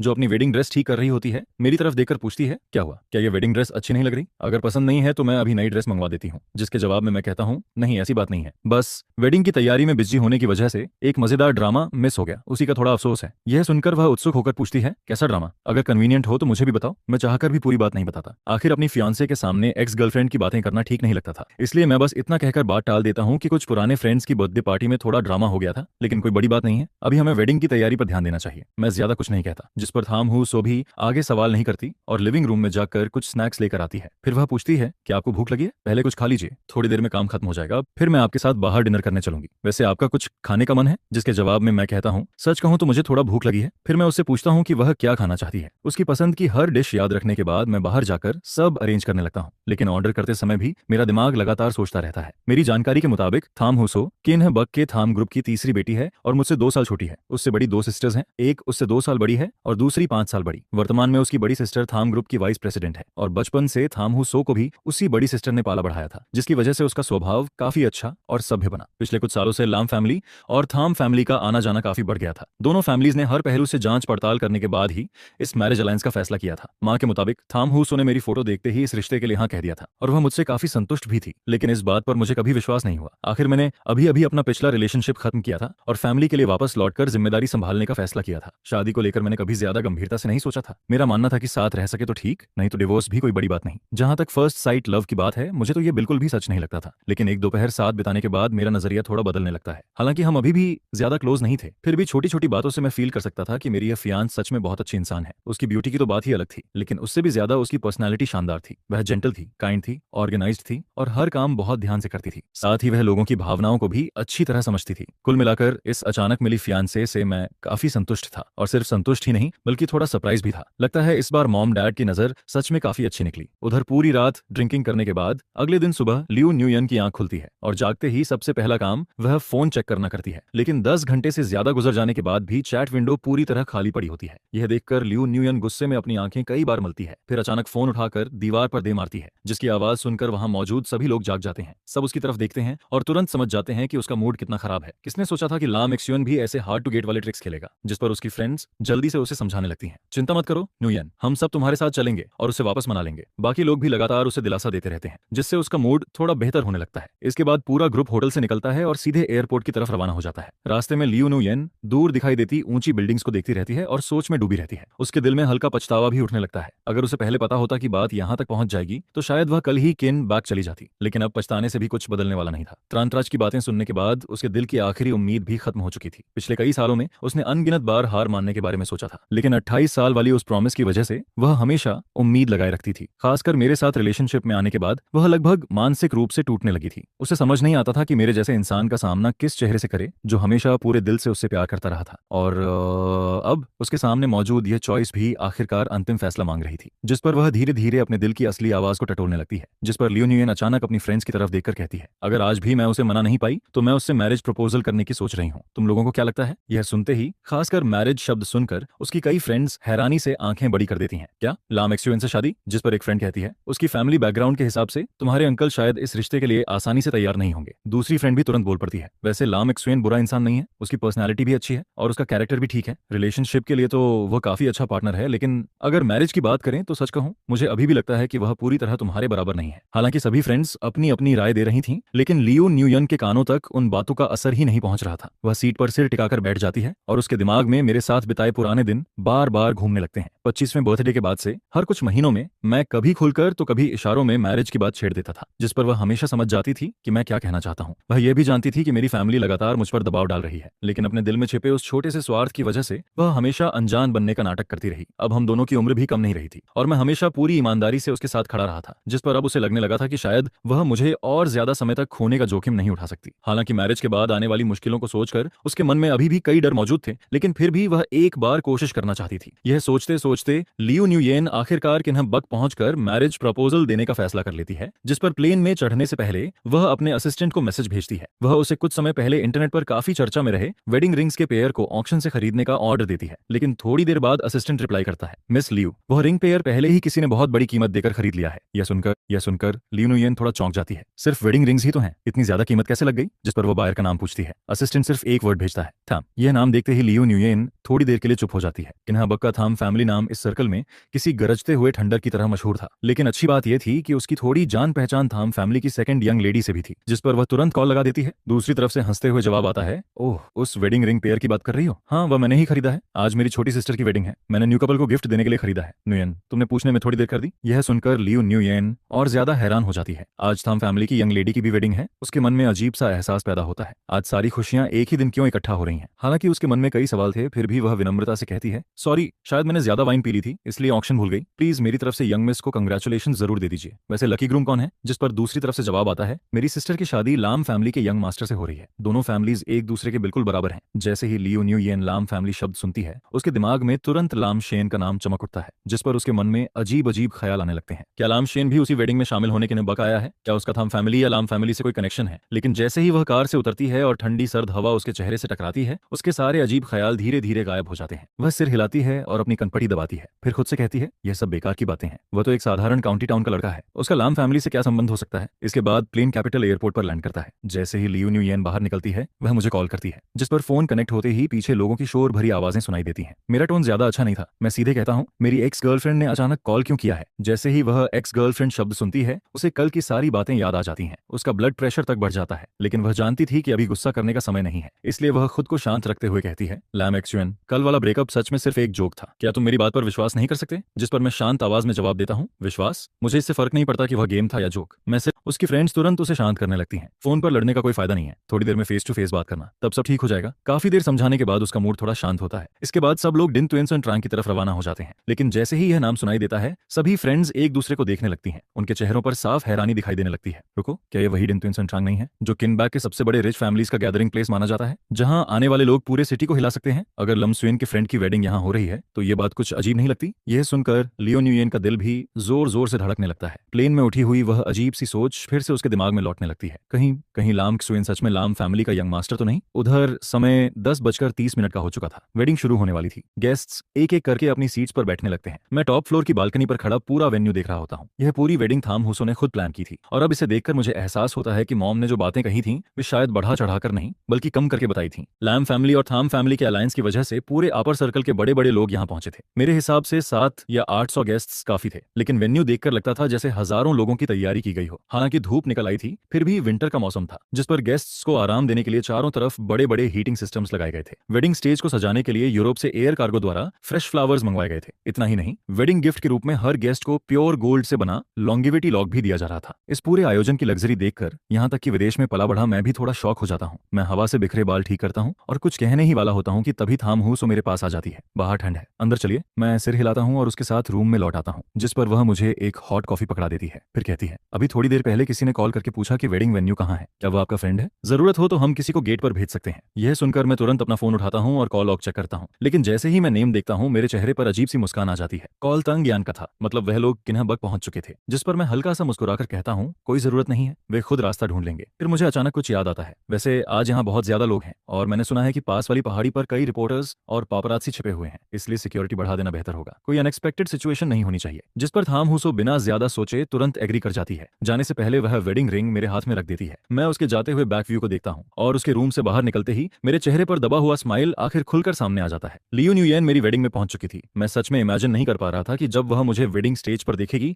तब उसके चेहरे का एक्सप्रेशन कितना शानदार होगा। ये सोचकर मैं रिंग बॉक्स खोलता हूँ, लेकिन रिंग पेयर को देखते ही मैं अचानक कुछ सेकंड के लिए ठिठक जाता हूँ, क्योंकि ये वही वेडिंग रिंग्स थीं जिन्हें मैंने 2 महीने पहले देखा था। 2 महीने पहले मैंने यही रिंग पेयर एक मैगजीन में देखा था और उसी समय इसे लियो न्यूयेन को भी दिखाया था। उस वक्त मैं अभी भी यह इमेजिन करता था कि एक दिन मैं एक मैं तेग दारू घुटने पर बैठकर उसे मैरिज प्रपोजल दूंगा। लेकिन किसने सोचा था कि सिर्फ आधे महीने बाद ही मुझे उसके और ट्रैन थ्रेज के बीच की सच्चाई पता चल जाएगी। आज वेडिंग भी हो रही थी और वह रिंग पेयर भी आखिर मेरे हाथों में थी, जिसका मैं लंबे समय से इंतजार कर रहा था। बस फर्क इतना था कि ब्राइड बदल चुकी थी, लेकिन आज 7 सालों में हुई उन सभी बातों को लेकर मेरे दिल में अब कोई लगाव नहीं बचा था। सिर्फ एक अजीब सी राहत फील हो रही थी। ठीक 11 बजे वेडिंग सेरेमनी आधिकारिक रूप से शुरू होती है। सभी गेस्ट्स की नजरों के बीच थाम हू सो के पिता उसका हाथ पकड़कर धीरे धीरे स्टेज की तरफ बढ़ते हैं और फिर उसे मेरे हाथों में सौंप देते हैं। इसके बाद सभी रिचुअल्स एक एक करके पूरे होते हैं और बहुत जल्द रिंग एक्सचेंज सेरेमनी का समय भी आ जाता है। मैं वेडिंग रिंग उठाता हूं और उसे थाम हू सो की उंगली में पहनाने ही वाला होता हूं कि तभी ऑडियंस की तरफ से अचानक भारी शोर सुनाई देता है, जिस पर मैं नीचे नजर डालता हूं और अगले ही पल लियो न्यूयेन दिखाई देती है। वह लगभग पागलों की तरह सिक्योरिटी गार्ड्स को धक्का देती हुई आगे बढ़ रही थी। उसकी आंखें सीधे स्टेज पर टिकी हुई थीं। उसके पीछे उसकी फ्रेंड्स भी भागती चली आ रही थीं और लगातार मेरा नाम पुकार रही थीं। यह अचानक हुई घटना पूरे वेन्यू का ध्यान अपनी तरफ खींच लेती है। सभी गेस्ट्स की नजरें अब स्टेज और ऑडियंस एरिया के बीच घूमने लगती हैं, लेकिन चारों तरफ मौजूद हैरान और उत्सुक निगाहों के बीच भी मैं पूरी तरह शांत खड़ा रहता हूं। फिर मैं लियो न्यूयन की तरफ देखता हूं। उसका चेहरा गुस्से से भरा हुआ था, जिस पर मैं धीरे से थाम हू सो की तरफ मुड़कर कहता हूं, सॉरी, ये शंघाई में मेरे पुराने फ्रेंड्स हैं, क्या सेरेमनी थोड़ी देर के लिए रोक सकते हैं? मुझे बस कुछ मिनट चाहिए ताकि मैं जाकर उन्हें शांत कर सकूं। यह सुनकर थाम हू सो कुछ सेकंड सोचती है, फिर धीरे से सिर हिला देती है, जिस पर मैं स्टाफ को रुकने का इशारा करता हूं। उधर सिक्योरिटी गार्ड्स पहले ही हंगामा करने वालों को कंट्रोल कर चुके थे। वे उन्हें बाहर ले जाने ही वाले थे कि मेरे इशारे पर रुक जाते हैं। शुरुआत से लेकर अब तक लियो न्यूयेन की नजरें सिर्फ मुझ पर टिकी हुई थीं। एक पल के लिए भी उसने मुझे देखना बंद नहीं किया था और जब उसने मुझे ग्रूम सूट पहने पूरी शांति के साथ अपने सामने खड़ा देखा तो उसका गुस्सा पूरी तरह फूट पड़ता है। वह दांत भींच कर कहती है, तुमने कहा था कि तुम अपने फ्रेंड की वेडिंग अटेंड करने आए हो, तो वह फ्रेंड तुम खुद थे? उसकी बात सुनकर मुझे थोड़ा हंसी आ जाती है। मैं शांत स्वर में जवाब देता हूँ, आमतौर पर जब कोई कहता है कि उसका एक फ्रेंड है तो कई बार उसका मतलब खुद वही इंसान होता है। मेरी बात सुनते ही लियो न्यूयेन लगभग गुस्से से बेहोश होने वाली हालत में पहुंच जाती है। जब वह दोबारा आंखें खोलती है तो उनमें सिर्फ जलता हुआ गुस्सा दिखाई देता है। वह जोर से पूछती है, तो यह वजह थी तुम चुपचाप किसी और से शादी कर रहे थे? जिस पर मैं हल्के से भौं उठाता हूँ। चुपचाप? मेरी वेडिंग की खबर इंटरनेट पर 1 महीने से ज्यादा समय से घूम रही है लियो न्यूयेन, क्या तुम ऑनलाइन नहीं जाती? यह सुनते ही लियो न्यूयेन अचानक कुछ याद करती है। उसकी नजर तुरंत थाम हू सो पर चली जाती है और जैसे ही वह उसका चेहरा ध्यान से देखती है उसका पूरा शरीर कांप उठता है, क्योंकि थाम हू सो का चेहरा उसकी बड़ी बहन थाम वान से काफी मिलता जुलता था। अगले ही पल उसकी आंखें फैल जाती हैं, उसके होंठ कांपने लगते हैं और चेहरे पर अविश्वास साफ दिखाई देने लगता है। थाम हू सो, उसका हस्बैंड लाम शुएन, उधर तांग यान और बाकी लोग भी आखिर सच्चाई समझ जाते हैं। वे सभी अवाक रह जाते हैं। फिर किसी के मुंह से अनायास निकलता है, लैम एक्सुएन, तुम किन्ह बक्के लैम फैमिली से हो? जिस पर मैं उनकी तरफ देखता हूँ और बेहद धैर्य से अपना परिचय देता हूँ और सटीक शब्दों में कहूँ तो मैं किन बक लम ग्रुप का अगला सक्सेसर हूँ, मिस्टर लम नाउथियन और मिसेज दिएप्तुअन का इकलौता बेटा और थमहू सो का हस्बैंड। अब भी मेरी आइडेंटिटी को लेकर किसी को कोई डाउट है? मेरे मुंह से निकला हर टाइटल उन 6 लोगों को पूरी तरह चुप करा देता है। शंघाई में भले ही ये यंग लेडीज काफी प्रभावशाली मानी जाती थीं, लेकिन यह किन्ह बक था, देश की राजधानी, और यहाँ लाम फैमिली तथा थाम फैमिली के सामने उनका स्टेटस सच में बहुत छोटा था। काफी देर तक सन्नाटा छाया रहता है। फिर आखिरकार लियो न्यूयेन भारी आवाज में वह सवाल पूछती है जो उसके लिए सबसे ज्यादा मायने रखता था, पहले तुमने कभी यह बात क्यों नहीं बताई? जिस पर मैं शांत नजरों से उसे देखता हूँ, क्या तुमने भी मुझसे बहुत सी बातें नहीं छिपाई, जैसे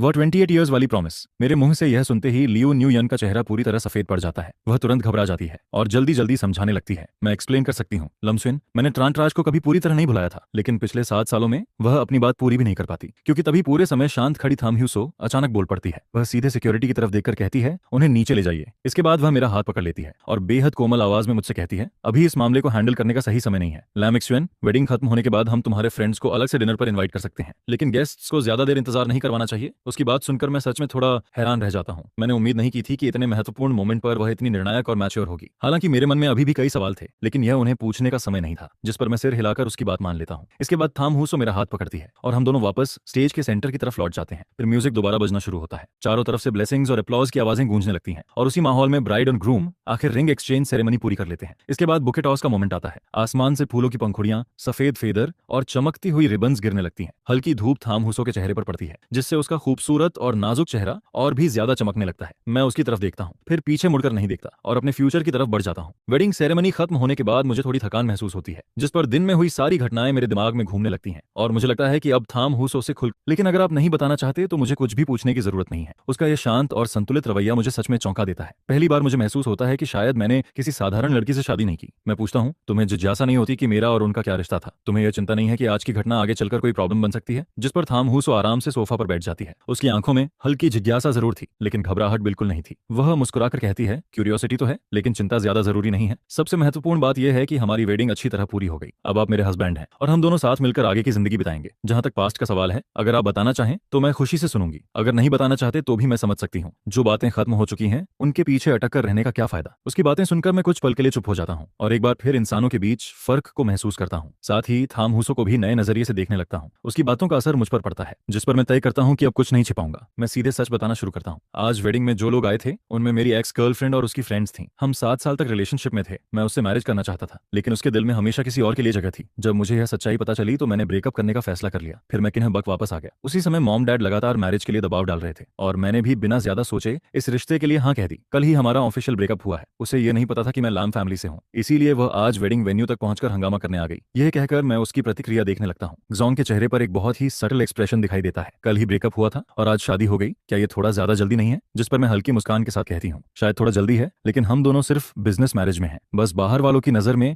एक स्टेबल हस्बैंड वाइफ रिलेशनशिप बनाए रखना है ना? यह सुनकर मेरे चेहरे पर भरा हुआ कॉन्फिडेंस देखकर शेन यूचू के होंठों के कोने हल्के से ऊपर उठते हैं। जिस पर वो पूछती है, तो तुम्हें फर्क नहीं पड़ता कि तुम्हारा मैरिज पार्टनर कैसा इंसान है? जिसके जवाब में मैं आराम से कहता हूँ, ज्यादा फर्क नहीं पड़ता, मैं तो बस जल्द से जल्द लिन ग्रुप इनहेरिट करना चाहता हूँ। यह सुनते ही शेन यूचू का दिल जोर से धड़कता है। वह काफी देर तक मुझे देखती रहती है, जिसके बाद धीरे से सिर हिला देती है। वहीं दूसरी तरफ लियू रोयान को गार्ड्स कई 100 मीटर दूर तक घसीट कर ले गए थे। उसने अपनी पूरी जिंदगी में कभी ऐसी बेइज्जती नहीं झेली थी। उसकी बेस्ट फ्रेंड्स की हालत भी उससे बेहतर नहीं थी। कुछ लोगों को विला के बाहर फेंक दिया गया था, जहां गुस्से से भरे दर्जनों गार्ड्स खड़े थे, जिस पर उनमें से कोई कुछ बोलने की हिम्मत नहीं करता है। और फिर सीढ़ियों के नीचे सैकड़ों रिपोर्टर्स अपने कैमरों लेकर मौजूद थे। सेंचुरी वेडिंग की खबर न मिल पाने की वजह से सभी बेचैन थे। तभी एक तेज नजर रिपोर्टर लियू रोयान को पहचान लेता है और तुरंत चिल्लाते हुए इंटरव्यू लेने दौड़ पड़ता है। मिस लियू, क्या आपको भी मिस शेन और मिस्टर लिन की वेडिंग में इनवाइट किया गया था? आपकी हालत इस वक्त कुछ ठीक नहीं लग रही, क्या अंदर कुछ हुआ है? एक रिपोर्टर के आगे बढ़ते ही बाकी सभी रिपोर्टर्स भी फोटो और इंटरव्यू के लिए टूट पड़ते हैं। लियू रोयान का मूड पहले ही बेहद खराब था और अब उसकी ये बिखरी हुई तस्वीरें भी खींची जा रही थीं, जिस पर वह पूरी तरह भड़क जाती है। सामने खड़े रिपोर्टर को धक्का देकर गिरा देती है, कई कैमरों तोड़ देती है और अपने लोगों को लेकर वहां से चली जाती है। उसी रात लियू रोयान द्वारा रिपोर्टर को मारने की खबर एंटरटेनमेंट हेडलाइंस में छा जाती है। लियू ग्रुप के शेयर्स एक ही रात में बुरी तरह गिर जाते हैं और लगातार नेगेटिव न्यूज सामने आने लगती है। लियू फैमिली चाहे कितना भी पैसा खर्च कर ले, इन खबरों को दबा नहीं पाती। जब चेंजे का फोन आता है तब लियू रोयान होटल के कमरे में शराब पीते हुए बैठी होती है। कमरे में शराब की गंध फैली हुई थी, जिस पर चेंजे कहता है, रोयान, मैंने खबर देखी, शेन फैमिली की बेटी से शादी करने वाला इंसान लिन चुआन है। तो अगर वो लिन फैमिली का है तो क्या हुआ? लियू रोयान ठंडे स्वर में जवाब देती है। पुष्टि मिलते ही चेंजे की आवाज में एक्साइटमेंट आ जाता है। अभी डैड ने बताया कि लियू, तांग, चेन और फेंग फैमिलीज ने जिस प्रोजेक्ट के लिए मिलकर बिड किया था वो ऑफिशियली अप्रूव हो गया है। सुना है इस प्रोजेक्ट की final decision making power Jingbei side के पास है। इसके बाद वो आगे कहता है, तुम इतने साल लिन चुआन के साथ रही हो, क्या कोई तरीका नहीं कि उससे कहकर प्रोजेक्ट हमारी तरफ दिलवा दो? हालांकि लियो रोयान पूरी तरह नशे में नहीं थी, फिर भी उसके अंदर बची हुई आखिरी समझदारी मौजूद थी। वह ठंडी हंसी हंसती है। उससे मदद मांगो? उसने तो शेन यूचू से शादी कर ली है। जिस पर चेंजे तुरंत बोलता है, तो क्या हुआ? तुम दोनों इतने साल साथ थे, अब चाहे ब्रेकअप हो गया हो, लेकिन पुरानी फीलिंग्स का तो कुछ मतलब होगा। तुम कोशिश करके देखो। और फिर वह आगे कहता है, अंकल लियो अभी मुझे फोन करके पूछ रहे थे कि तुम कहाँ हो। उनका मूड बहुत खराब है। अगर तुम ये प्रोजेक्ट हासिल कर लो तो उनका गुस्सा भी शांत हो जाएगा। आपकी बात भी शायद वो भूल जाएं। यह सुनकर लियो रोयान का मन थोड़ा डगमगाता है। वह ज्यादा देर नहीं करती, बस एक अस्पष्ट जवाब देकर फोन काट देती है। फिर उठकर बाथरूम में जाती है और चेहरा धोती है, जिसके बाद उसका दिमाग काफी हद तक साफ हो जाता है। कुछ मिनट बाद तांग यान दरवाजा खटखटाकर अंदर आती है, जिस पर दोनों प्रोजेक्ट के बारे में चर्चा शुरू कर देती हैं। लियो रोयान सोफा पर बैठी खिड़की के बाहर देख रही थी। उसके दिमाग में लगातार प्रोजेक्ट की बातें घूम रही थी। यह प्रोजेक्ट एक बेहद बड़ा अवसर था। जिंगबेई, शंघाई और हांगकांग की कई ताकतें इस पर नजर गड़ाए बैठी थीं। शंघाई की 4 बड़ी फैमिलीज ने भी इसी प्रोजेक्ट को हासिल करने के लिए हाथ मिलाया था और फिर जुटाई गई जानकारी के अनुसार इस प्रोजेक्ट का मुख्य प्रभारी ऊपर की तरफ से लिन जीजाओ बनने वाली थी, जो कि मेरी बुआ थी। अगर उसके जरिए कनेक्शन बन जाए तो एक तीर से 2 निशाने लग सकते थे। काफी देर सोचने के बाद लियो रोयान आखिरकार कोशिश करने का फैसला कर लेती है, सिर्फ प्रोजेक्ट के लिए नहीं बल्कि अपनी निजी इच्छा की वजह से भी। वह एक बार फिर मुझसे मिलने का मौका चाहती थी। शादी के दूसरे दिन मैरिज सर्टिफिकेट लेने के बाद मैं सीधे लिन ग्रुप हेडक्वार्टर्स पहुंच जाता हूं और वाइस प्रेसिडेंट का पद संभाल लेता हूं, ताकि मैं जल्दी काम सीख सकूं। पिता ने अपने भरोसेमंद सेक्रेटरीज और असिस्टेंट्स मेरे साथ लगा दिए थे। पूरा दिन मैं रिपोर्ट्स और डॉक्यूमेंट्स पढ़ता रहता हूं, जिसके बाद आखिरकार ग्रुप की अंदरूनी स्थिति समझने लगता हूं। जब मैं होश में आता हूं तब तक बाहर पूरी तरह अंधेरा हो चुका था। रात के 8 बज चुके थे और पूरी बिल्डिंग में सिर्फ मेरे ऑफिस की लाइट्स जल रही थीं, जिस पर मैं हैरानी से पूछता हूं, तुम यहाँ कैसे? शेन यूचू हल्के से मुस्कुराती है। उसकी आवाज में थोड़ी बेबसी थी। आज हमारी शादी का दूसरा दिन है। नियम के हिसाब से तो मुझे अभी छुट्टी पर होना चाहिए। ये सुनते ही मुझे सुबह सिविल अफेयर्स ब्यूरो से निकलते समय की बात याद आती है। जब मैंने कहा था कि मुझे कंपनी जाना है, तब शेन यूचू के चेहरे पर जो सटल एक्सप्रेशन था, अब जाकर उसका मतलब समझ आता है। मैं थोड़ा शर्मिंदा होकर कहता हूँ, पहली बार शादी की है, एक्सपीरियंस नहीं है, ये बात ही भूल था। इसके बाद मैं आगे कहता हूँ, लेकिन हनीमून जैसी चीजें तो आम कपल्स के लिए होती हैं, हम तो सिर्फ बिजनेस मैरिज में हैं, शायद सेलिब्रेट करने की जरूरत नहीं है। यह सुनकर शेन यूचू की आंखों में एक पल के लिए निराशा झलकती है, लेकिन वह तुरंत खुद को संभाल लेती है। अगर तुम बिजी हो तो हनीमून नहीं भी चलेगा, लेकिन अब हम शादीशुदा हैं। कम से कम एक बिजी वाइस प्रेसिडेंट अपनी वाइफ के साथ डिनर तो कर सकता है ना? उसकी टीजिंग भरी आवाज सुनकर मैं भी मुस्कुरा देता हूँ और खुशी से हामी भर देता हूँ। इसके बाद हम दोनों कार में बैठ जाते हैं। डिनर एक बहुत फेमस वेस्टर्न रेस्टोरेंट में रखा गया था। डिनर टाइम होने की वजह से हम थोड़े लेट पहुंचे थे। सभी प्राइवेट रूम्स पहले से फुल थे। मैं काफी भूखा था, इसलिए ज्यादा ज्यादा सोचने का मन नहीं था। शेन यूचू की अनुमति मिलने के बाद मैंने हॉल में खिड़की के पास वाली सीट चुन ली। मेन्यू मिलने पर शेन यूचू उसे सीधे मेरे हाथ में देती है और रेस्टोरेंट के कुछ स्पेशल डिशेज रिकमेंड करती है। उसकी सलाह पर मैं 4-5 पसंदीदा डिशेज ऑर्डर कर देता हूँ और मेन्यू वापस उसे दे देता हूँ। लेकिन शेन यूचू कुछ भी एक्स्ट्रा ऑर्डर नहीं करती। जिस पर मैं पूछता हूँ, सच में कुछ और नहीं लोगी? वह मुस्कुराकर कहती है, मेरा टेस्ट शायद थोड़ा अलग है, जरूरी नहीं कि तुम्हें पसंद आए। जिस पर मैं सिर हिलाकर मुस्कुरा देता हूँ। अब हम हस्बैंड वाइफ हैं, आगे हर दिन एक ही टेबल पर खाना खाने वाले हैं। जो चीजें तुम्हें पसंद हैं उन्हें मुझे भी धीरे धीरे ट्राई करना चाहिए, आदत पड़ जाएगी। यह सुनकर शेन यूचू हल्का सा हंस देती है। हमने शादी की है, खुद को बेचा नहीं है। खाना खाते वक्त अभी भी अपनी पसंद चुन सकते हैं, तुम्हें इतना सोचने की जरूरत नहीं। जो भी बात हो सीधे कह देना, हम दोनों मिलकर डिस्कस कर सकते हैं। जिस पर मैं तुरंत पूछता हूँ, हर बात डिस्कस की जा सकती है? बिल्कुल, तो हनीमून कैंसिल न करने वाली बात भी डिस्कस की जा सकती है? मेरे गंभीर चेहरे को देखकर शेन यूचू को लगा था कि मैं कोई बड़ी मांग रखने वाला हूँ, लेकिन जब उसने हनीमून की बात सुनी तो वह साफ तौर पर चौंक जाती है। तुम सच में हनीमून पर जाना चाहते हो? मैं सिर हिलाकर कहता हूँ, इस वेडिंग की तैयारी में काफी समय से व्यस्त था, अब थोड़ा आराम करना चाहता हूँ। और दोनों फैमिलीज के एल्डर्स भी चाहते हैं कि हम जल्दी अपनी मैरिड लाइफ स्टेबलाइज करें। मुझे लगता है हनीमून इसके लिए एक अच्छा मौका है। जिस पर शेन यूचू चुपचाप मेरी तरफ देखती रहती है। यह सुनकर मुझे थोड़ा हैरानी होती है। उसकी आवाज इतनी सिंसियर थी कि मैंने पहले से जो बहाने सोच रखे थे वो सब गले में ही अटक जाते हैं। सच कहूं तो शेन यूचू एक बहुत अच्छी वाइफ है। वह हर समय मेरी राय का सम्मान करती है। जहां तक हनीमून की बात है, मेरे लिए उसका होना या ना होना कोई बड़ी बात नहीं थी और मैं भी किसी छोटी सी बात की वजह से उसे दुखी नहीं करना चाहता था। जिस पर मैं आखिरकार हामी भर देता हूँ। मेरे मुंह से हाँ सुनते ही शेन यूचू के चेहरे की मुस्कान और भी चमक उठती है। तो फिर जब तुम्हारा ये बिजी पीरियड खत्म हो जाएगा और तुम्हें समय मिलेगा तब मैं सब अरेंज कर दूंगा। वहीं दूसरी तरफ लियू रुयान पूरे दिन लिन ग्रुप के नीचे मेरा इंतजार करती रहती है। जिसके बाद जाकर उसे मैं दिखाई देता हूँ। वह मेरा पीछा करते हुए रेस्टोरेंट तक पहुंचती है और अकेले में मुझसे मिलने का मौका ढूंढती रहती है। लेकिन पूरी शाम मैं अपनी जगह से उठा ही नहीं। शेन यूचू के साथ मेरी हंसी मजाक और बातचीत का हर दृश्य उसके दिल में कांटे की तरह चुभता जा रहा था। टेबल पर रखा खाना 2 घंटे पहले आ चुका था, लेकिन उसने एक निवाला तक नहीं खाया। उसकी नजर बस लगातार मेरे चेहरे पर टिकी हुई थी, जो इस वक्त शेन यूचू के साथ मुस्कुरा रहा था। काफी देर बाद जब मैं वॉशरूम जाने के लिए उठता हूँ तब लियू रुयान जल्दी से मेरे पीछे आ जाती है और हॉलवे में मुझे रोक लेती है। रिंचवान, तुमने शेन यूचू से शादी करने के लिए हाँ क्यों की? मैं पीछे मुड़कर देखता हूँ। मेरी आंखों में हल्की हैरानी झलकती है। अगर मुझे सही याद है तो हमारा ब्रेकअप हो चुका है, फिर मेरी शादी का तुमसे क्या संबंध है? मेरी बेरुखी भरी आवाज सुनकर लियू रुयान को ऐसा लगता है जैसे उसकी कोई कीमत ही नहीं रही, जिसके बाद उसके दिल में गुस्से की आग भड़क उठती है। लिंचवान, दोनों फैमिलीज की शादी 1 महीने पहले ही तय हो चुकी थी। उस समय हमारा ब्रेकअप भी नहीं हुआ था। क्या मतलब तुमने पहले से ही नया सहारा ढूंढ लिया था? मैं हाथ बांधकर उसे देखता हूँ और शांत स्वर में जवाब देता हूँ, मैंने 1 महीने पहले ही जिंगबई वापस जाकर शादी करने का फैसला कर लिया था। लेकिन तुम्हें गुस्सा किस बात का है? इसके बाद मैं आगे कहता हूँ, तुम 7 साल पहले से ट्रांत चा के लिए फीलिंग्स छुपा कर रख सकती हो, तो अगर मैंने 1 महीने पहले अपने लिए रास्ता तैयार कर लिया उसमें क्या गलत है? मेरी कुछ ही बातें लियू रुयान को पूरी तरह चुप करा देती हैं। वह मुट्ठियां भींच लेती है और दिल में उमड़ रही नाराजगी और पछतावे को दबाने की कोशिश करती है। फिर भी वह खुद को समझाने की कोशिश करती है। मेरे और ट्रांत रेज के बीच वैसा कुछ नहीं है जैसा तुम सोच रहे हो। मैं जानती हूँ कि वह मुझे पसंद नहीं करता। बस इतने सालों की पहचान और उस वादे की वजह से वह मेरे दिल की एक ऑब्जेक्शन बन गया था। जिस पर वह भावुक होकर कहती है, लेकिन मैं सच में तुम्हारे साथ रहना चाहती थी। जिंगबई आते वक्त मैंने तुम्हें प्रपोज करने का भी फैसला कर लिया था, वेडिंग रिंग भी चुन ली थी। लिंचुआन, क्या तुम एक बार मुझ पर भरोसा नहीं कर सकते? यह सुनकर मैं सिर्फ व्यंग्य भरी हंसी हंस देता हूँ। जब उसने तुम्हें ठुकरा दिया तभी तुम्हें मेरी याद आई? मैं तुम्हारा बैकअप प्लान हूँ, है ना? इसके बाद मैं ठंडे स्वर में कहता हूँ, मेरी शादी हो चुकी है लियू रुयान, तुम्हें जाकर ट्रांत रेज को प्रपोज करना चाहिए, शायद वह मान जाए। मेरे शब्दों में छिपा हुआ तंज बिल्कुल भी नहीं छुपता। जिस पर लियू रुयान और ज्यादा टूट जाती है। वह एक कदम आगे बढ़कर मेरा हाथ पकड़ना चाहती है, लेकिन मैं तुरंत पीछे हट जाता हूँ। मैंने कभी उसे पसंद नहीं किया। पहले मैं बेवकूफ थी, उसकी असली पर्सनैलिटी नहीं समझ पाई। उस बर्थडे पार्टी के बाद ही मुझे सब समझ आया। जिस पर वह कांपती आवाज में कहती है, इन 7 सालों में मैं तुम्हारे साथ रहने की आदी हो चुकी थी। मैं सच में तुमसे शादी करना चाहती थी। पहले मुझे लगता था कि चाहे वह टू टाइमिंग कर रही हो, लेकिन उसके अंदर थोड़ी सच्चाई अभी भी बाकी है। लेकिन उसकी बातें सुनने के बाद मुझे सिर्फ उदासी महसूस होती है। मैं उसकी तरफ देखकर धीरे से कहता हूँ, तुम ट्रांत चा से नफरत करती हो क्योंकि उसने तुम्हें एक्सेप्ट नहीं किया। तुम उससे नफरत करती हो क्योंकि उसने तुम्हें बैकअप प्लान समझा। इसके बाद मैं आगे कहता हूँ, लेकिन क्या कभी सोचा है कि तुम दोनों में कोई फर्क ही नहीं है? उसने तुम्हें लटका कर रखा और तुमने मुझे। तुम दोनों एक जैसे हो, फिर यह गलत इंसान को पसंद करने और पछताने वाला नाटक मेरे सामने क्यों कर रही हो? मेरी बातें सुनते ही लियू रुयान के चेहरे का सारा खून उतर जाता है।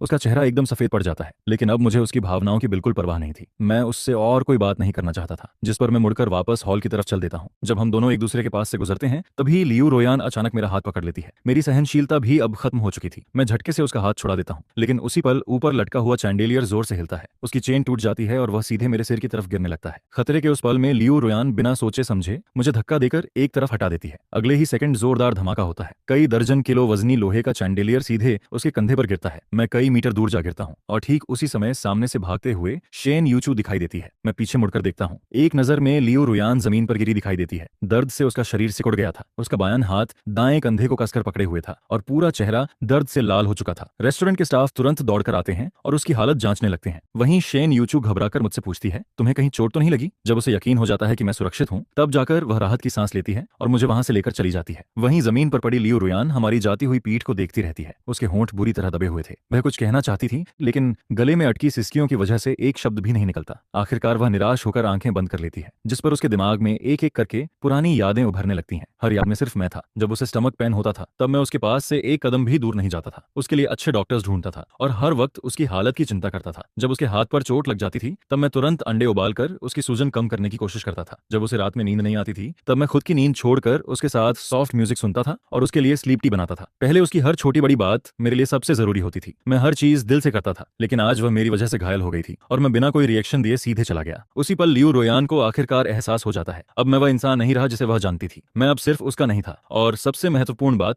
मैं अब उससे प्यार भी नहीं करता था। घर लौटने के बाद मेरा मन धीरे धीरे शांत होता है। मैं सोफा पर बैठकर गर्म चाय पीता हूँ और कुछ देर पहले की घटना याद करके अब भी थोड़ा घबरा जाता हूँ। मैं शेन यूचू से इस बारे में बात करना चाहता था, लेकिन तभी मेरी नजर उस पर पड़ती है। वह मेडिकल किट लेकर मेरे सामने घुटनों के बल बैठ गई थी, जिस पर मैं हैरान होकर पूछता हूँ, मुझे तो कोई चोट नहीं लगी, फिर ये मेडिकल किट क्यों लाई हो? शेन यूचू बिना जवाब दिए सिर्फ मेरे टखने की तरफ इशारा करती है। मैं उसकी नजर का पीछा करता हूँ और तभी ध्यान जाता है कि एडी के पास कांच के टुकड़े से हल्की सी स्किन छिल गई थी। शेन यूचू कॉटन स्वैब पर अल्कोहल लगाती है और धीरे से कहती है, थोड़ा दर्द हो सकता है। इतनी छोटी चोट पर मैं आमतौर पर ध्यान भी नहीं देता, इसलिए उसे इतना परेशान देखकर मुझे थोड़ा संकोच होता है।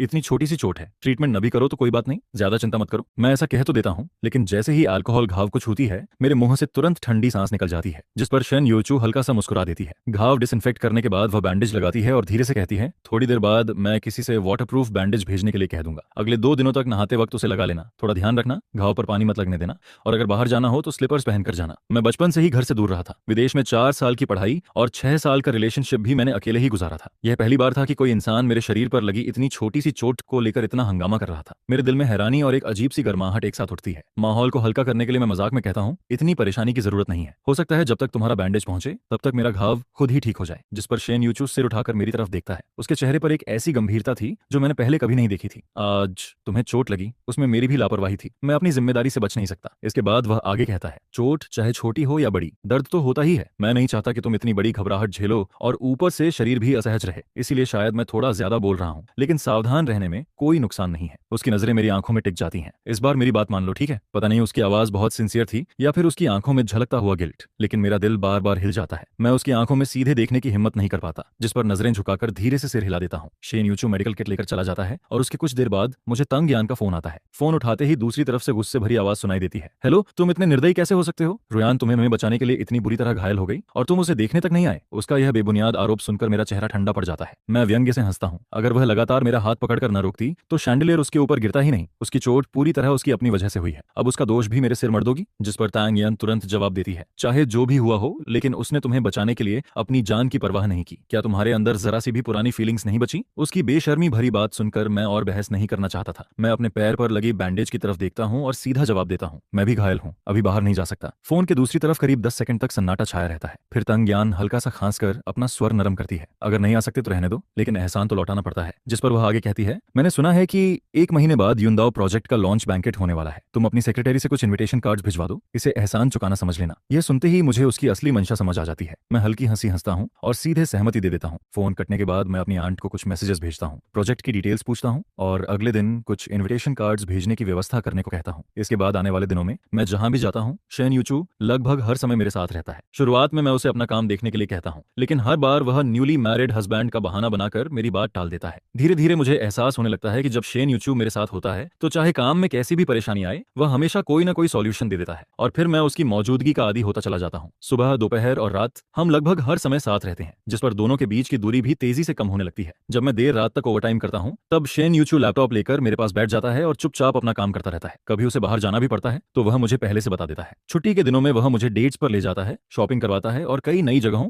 और दिलचस्प चीजों से परिचित करवाता है। पलक झपकते ही आधा महीना बीत जाता है। न्यू ईयर आने वाला था, इसलिए दोनों फैमिलीज ने मिलकर रियूनियन डिनर का फैसला किया। दोनों परिवारों के दर्जनों लोग एक साथ बैठे थे। हंसी मजाक और बातचीत का माहौल था, लेकिन चर्चा का केंद्र आखिरकार हम दोनों नए मैरिड कपल ही बनते हैं। लिन मदर हमें देखकर संतुष्टि से भर जाती हैं। लिन चुआन का जिद्दी स्वभाव बिल्कुल उसकी आंट पर गया है। ग्रेजुएशन के बाद मैंने उसे कितनी बार वापस बुलाया, लेकिन यह हमेशा बाहर अकेले भटकने पर अड़ा रहा, जिस पर वह शेन यूचू की तरफ देखकर मुस्कुराती है। अगर कभी यह कुछ गलत करे तो तुम इसे थोड़ा सहन कर लेना। सबके सामने ऐसी शिकायत सुनकर मुझे थोड़ा अन्याय महसूस होता है। मैं सफाई देने ही वाला था कि तभी शेन यूचू चुपचाप एक पील्ड ऑरेंज सेगमेंट मेरे हाथ में रख देता है। फिर मुस्कुराकर कहता है, मॉम आप बहुत बढ़ा चढ़ाकर बोल रही हैं। लिन चुआन जिद्दी नहीं है, मुझे तो लगता है कि वह बहुत मेहनती हैं और अपनी सोच रखने वाले इंसान हैं। जिस पर वह मेरी तरफ देखकर आगे कहता है, भविष्य में लिन फैमिली की जिम्मेदारी उन्हीं के कंधों पर होगी। मुझे तो उनसे बहुत कुछ सीखना है। मैं बस उम्मीद करता हूँ कि कभी उनका बोझ न बनूं। उसकी बातें खत्म होते ही शेन फैमिली भी मेरी तारीफ करने लगती है। लिन मदर की खुशी का ठिकाना नहीं रहता। बस तुम दोनों ऐसे ही खुश रहो, हम बड़े लोगों को इससे ज्यादा कुछ नहीं चाहिए। फिर वह मुस्कुराकर जोड़ती हैं, और अगर जल्दी एक पोता पोती भी मिल जाए तो उससे बड़ी खुशी कोई नहीं होगी। यह सुनते ही सभी बड़े लोग हंसने लगते हैं और हमें छेड़ना शुरू कर देते हैं, जिस पर मेरे कान तुरंत लाल हो जाते हैं। शेन यूचू मेरी शर्मिंदगी नोटिस कर लेता है। वह जल्दी से कोई बहाना बनाता है और मुझे लेकर गार्डन में निकल आता है। सर्दियों की ठंडी हवा चेहरे पर लगती है, तब जाकर मेरा चेहरा धीरे धीरे सामान्य होता है। शेन यूचू के होंठों पर हल्की मुस्कान उभरती है। वह जानबूझकर टॉपिक बदल देता है, कल उस बैंक्वेट में तुम भी जा रहे हो? हाँ बिल्कुल, मैं मुस्कुराकर जवाब देता हूँ। इन्विटेशन कार्ड मैंने खुद भेजा था, मुझे जाकर लियू रुयान पर नजर रखनी है, साथ ही यह भी देखना है कि आखिर वह क्या प्लानिंग कर रही है। इसके बाद मैं मजाक में कहता हूँ, वैसे अगर एक्स्ट्रा इन्विटेशन कार्ड बचा हो तो तुम्हें भी एक दे सकता हूँ। यह सुनकर शेन यूचू मुझे हैरानी से देखता है। यह प्रोजेक्ट काफी बड़ा है, लेकिन क्या तुम और बिग सिस्टर हाल ही में युआनचुआन प्रोजेक्ट में बिजी नहीं हो? ऐसे महत्वपूर्ण समय में भी जानकारी इकट्ठा करने जाना चाहते हो? मैं समझ जाता हूँ कि वह मजाक कर रहा है, जिस पर वह आंखें झपकाते हुए मुस्कुराता है। बिल्कुल नहीं, मुझे प्रोजेक्ट में कोई दिलचस्पी नहीं है, बस न्यू ईयर पर ज्यादा काम नहीं है, इसलिए तुम्हारे साथ घूमने का बहाना ढूंढ रहा हूँ। उसकी बात सुनकर मैं समझदारी भरी मुस्कान के साथ सिर हिला देता हूँ। मेरे पास सच में सिर्फ एक इन्विटेशन कार्ड बचा था, इसलिए मैं उसे साथ लेकर नीचे अपनी आंट के पास चला जाता हूँ। युंडा प्रोजेक्ट का बैंक्वेट जिंगबेई के सबसे बड़े होटल में आयोजित किया गया था। शाम के 7 बजे प्रोजेक्ट डायरेक्टर धीरे धीरे स्टेज पर आता है और बैंक्वेट की ऑफिशियल ओपनिंग अनाउंस करता है, लेकिन लिन फैमिली की कार रास्ते में ट्रैफिक जाम में फंस जाती है, जिस पर हमें वहां पहुंचने में करीब आधा घंटा देर हो जाती है। जैसे ही हम हॉल का दरवाजा खोलते हैं, बाहर इंतजार कर रहे कई लोग तुरंत हमारी तरफ बढ़ाते हैं। इतने लोगों को देखकर मेरा वहां फंसने का बिल्कुल मन नहीं था, जिस पर मैं शेन यूचू का हाथ पकड़ता हूँ, भीड़ से बचकर अंदर चला जाता हूँ। हम दोनों यहाँ नेटवर्किंग करने नहीं आए थे, इसीलिए आराम से हॉल में घूमते हैं, स्वादिष्ट खाना खाते हैं और वाइन एंजॉय करते हैं। दूसरी मंजिल की बालकनी पर खड़ी लियू रुयान शैंपेन का ग्लास पकड़े हुए थी, और जैसे ही उसकी नजर नीचे पड़ती है, वह तुरंत मुझे देख लेती है। पिछले 1 महीने में उसने खुद को बहुत समझाने की कोशिश की थी। वह खुद को बार बार समझाती रही कि अब मेरे लिए उसके दिल में कोई उम्मीद नहीं बची है। मैं लिन फैमिली का सदस्य था और साथ ही शेन यूचू के साथ मेरा मैरिज अलायंस भी था। दोनों में से किसी को भी नाराज करने की उसकी हैसियत नहीं थी, इसलिए वह लगातार खुद को अतीत छोड़ने और रियलिटी स्वीकार करने के लिए मजबूर करती रही। लेकिन फिर भी खुद को किसी तरह शांत करने के बाद जैसे ही वह दोबारा नजर उठाती है,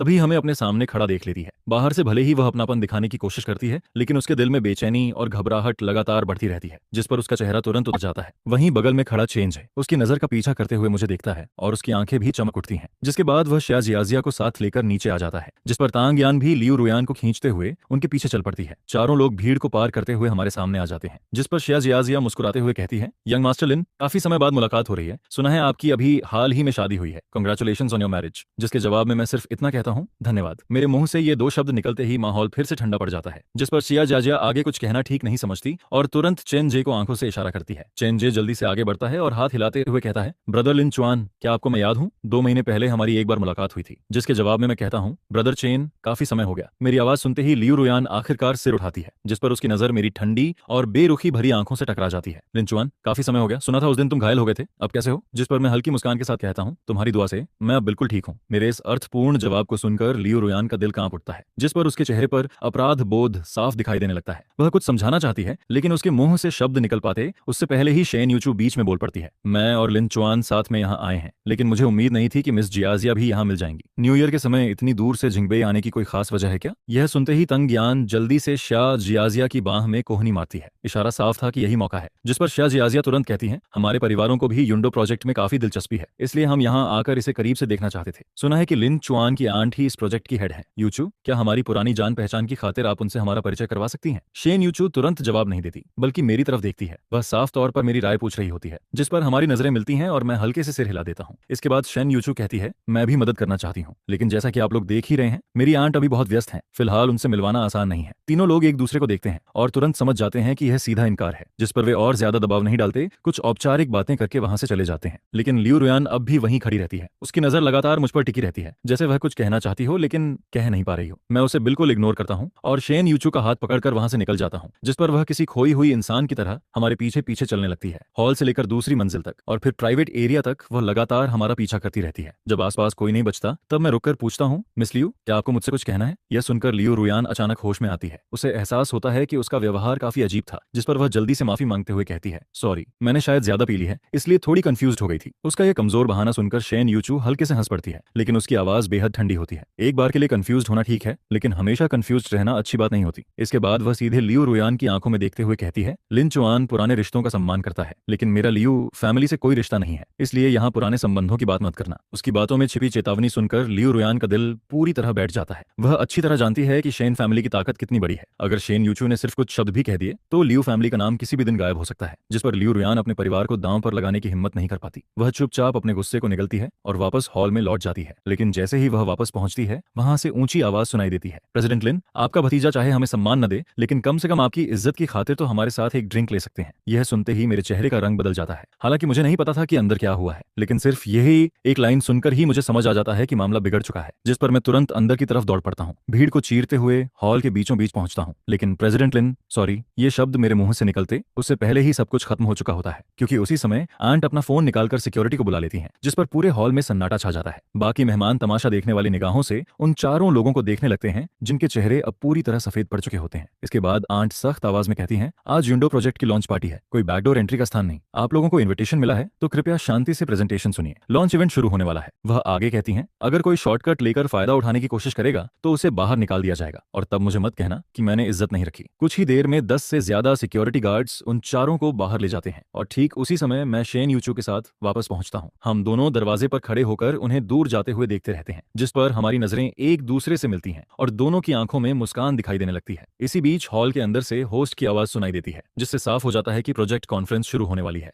अब जब परेशानी पैदा करने वाले लोग जा चुके होते हैं तो मेरा वहां रुकने का मन नहीं करता, जिस पर मैं शेन यूचू का हाथ पकड़कर कहता हूं कि चलो घर चलते हैं। शेन यूचू हमेशा की तरह मेरी हर बात मान लेती है। वह अपनी आंट को मैसेज भेजती है और फिर हम दोनों कार में बैठकर निकल जाते हैं। इन दिनों हम दोनों ओल्ड मैंशन में रह रहे होते हैं। न्यू ईयर की छुट्टियों की वजह से सारे सर्वेंट्स अपने घर जा चुके होते हैं, जिस पर पूरा घर खाली खाली लगता है। हम दोनों सोफा पर बैठे एक मूवी देख रहे होते हैं। तभी आधी रात के करीब अचानक मेरा मन तांगयुआन खाने का करता है, लेकिन त्योहार होने की वजह से सारी दुकानें और डिलीवरी सर्विसेज बंद होती हैं। फोन स्क्रीन पर बार बार डिलीवरी अनअवेलेबल देखकर मैं लंबी सांस छोड़ देता हूँ। मेरा उदास चेहरा देखकर शेन यूचू हल्के से मुस्कुराती है और किचन की तरफ चली जाती है। थोड़ी देर बाद वह कैबिनेट से ग्लूटेनस राइस फ्लावर का एक पैकेट निकालती है। यह देखकर मैं हैरान होकर उसके पास पहुंचता हूं और पूछता हूं, तुम तांगयुआन बनाना भी जानती हो? जिस पर शेन यूचू मेरे उत्साहित चेहरे को देखकर मुस्कुरा देती है। वह समझ जाती है कि मैं भी इसे ट्राई करना चाहता हूं, इसलिए 2 एप्रन निकालती है और एक मुझे पहना देती है। इसके बाद वह कहती है, चलो ट्यूटोरियल देखकर सीखने की कोशिश करते हैं, शायद इतना मुश्किल नहीं होगा। मुझे उसकी बात सही लगती है, जिस पर मैं तुरंत फोन निकाल लेता हूं। इसके बाद हम दोनों लगभग 1 घंटे तक ट्यूटोरियल देखते रहते हैं, तब जाकर बड़ी मुश्किल से कुछ तांगयुआन तैयार कर पाते हैं। जब पानी उबलने लगता है तो मैं उन्हें बर्तन में डालने के लिए आगे बढ़ता हूं, लेकिन शेन यूचू को डर होता है कि कहीं मैं जल न जाऊं, जिस पर वह प्लेट अपने हाथ में ले लेती है और मुझे 2 कटोरे लाने के लिए भेज देती है। घर में राइस वाइन नहीं होती, इसलिए वह स्वाद बढ़ाने के लिए थोड़ा ब्राउन शुगर डाल देती है। जब दोनों कटोरों में तांगयुआन तैयार होकर बाहर आते हैं तब तक रात के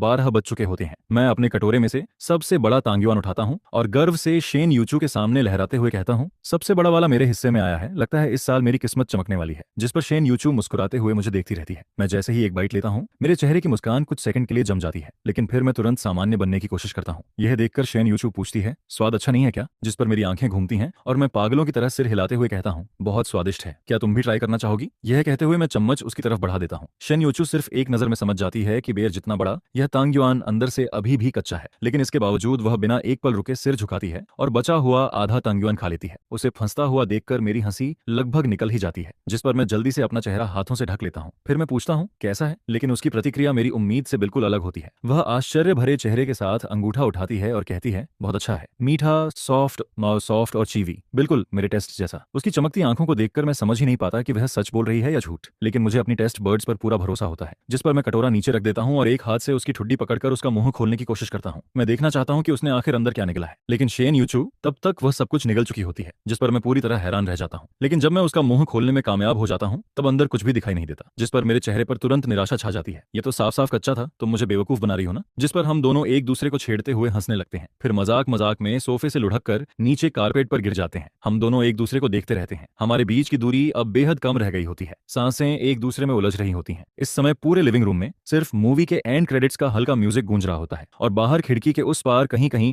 फायरवर्क्स की आवाज सुनाई दे रही होती है। कुछ देर बाद सबसे पहले मैं खुद को संभालता हूँ, जिस पर मैं कारपेट पर हाथ टिकाकर उठने की कोशिश करता हूँ, लेकिन तभी शेन यूचू धीरे से मेरी कलाई पकड़ लेती है। उसकी उंगलियां हमेशा की तरह गर्म होती हैं, बिल्कुल उसकी तरह शांत, सुकून देने वाली, लेकिन जाने अनजाने हमेशा मेरे दिल की सबसे नरम जगह को छू लेने वाली। तभी शेन यूचू धीरे से कहती है, लिनचुआन। उसकी आवाज बहुत हल्की होती है, लेकिन हर शब्द साफ सुनाई देता है। वो तांगयुआन सच में कच्चा था, मैंने तुमसे झूठ नहीं कहा। यह सुनकर मैं अचानक हंस पड़ता हूँ और वापस कारपेट पर बैठ जाता हूँ। इतनी कम दूरी से मैं पहली बार उसकी आंखों में इतनी गंभीरता से देखता हूँ। मैंने वेडिंग के दौरान उसकी शांति देखी थी, ऑफिस में काम करते समय उसकी समझदारी और प्रोफेशनलिज्म देखा था, मेरी चोट को लेकर उसकी चिंता भी देखी थी, लेकिन उसकी आंखों में छिपी ऐसी कोमलता मैंने पहले कभी नहीं देखी थी। इस समय उसकी आंखों में जो एहसास था वह अब छिपाया नहीं जा सकता था। जिस पर मैं धीरे से पूछता हूँ, फिर भी तुमने उसे खा लिया? शेन यूचू बहुत सहज तरीके से जवाब जवाब देती है, क्योंकि वो तुमने दिया था। इतना कहकर वह धीरे से हाथ बढ़ाती है और मेरी ठुड्डी को छू लेती है। फिर वह कहती है, असल में मैं तुम्हें बहुत पहले से पसंद करती हूँ, उस समय से भी पहले जब तुम मुझे जानते तक नहीं थे। उसकी बात सुनकर मैं पूरी तरह ठिठक जाता हूँ। मेरी आंखों में मौजूद मुस्कान अभी गायब भी नहीं हुई होती,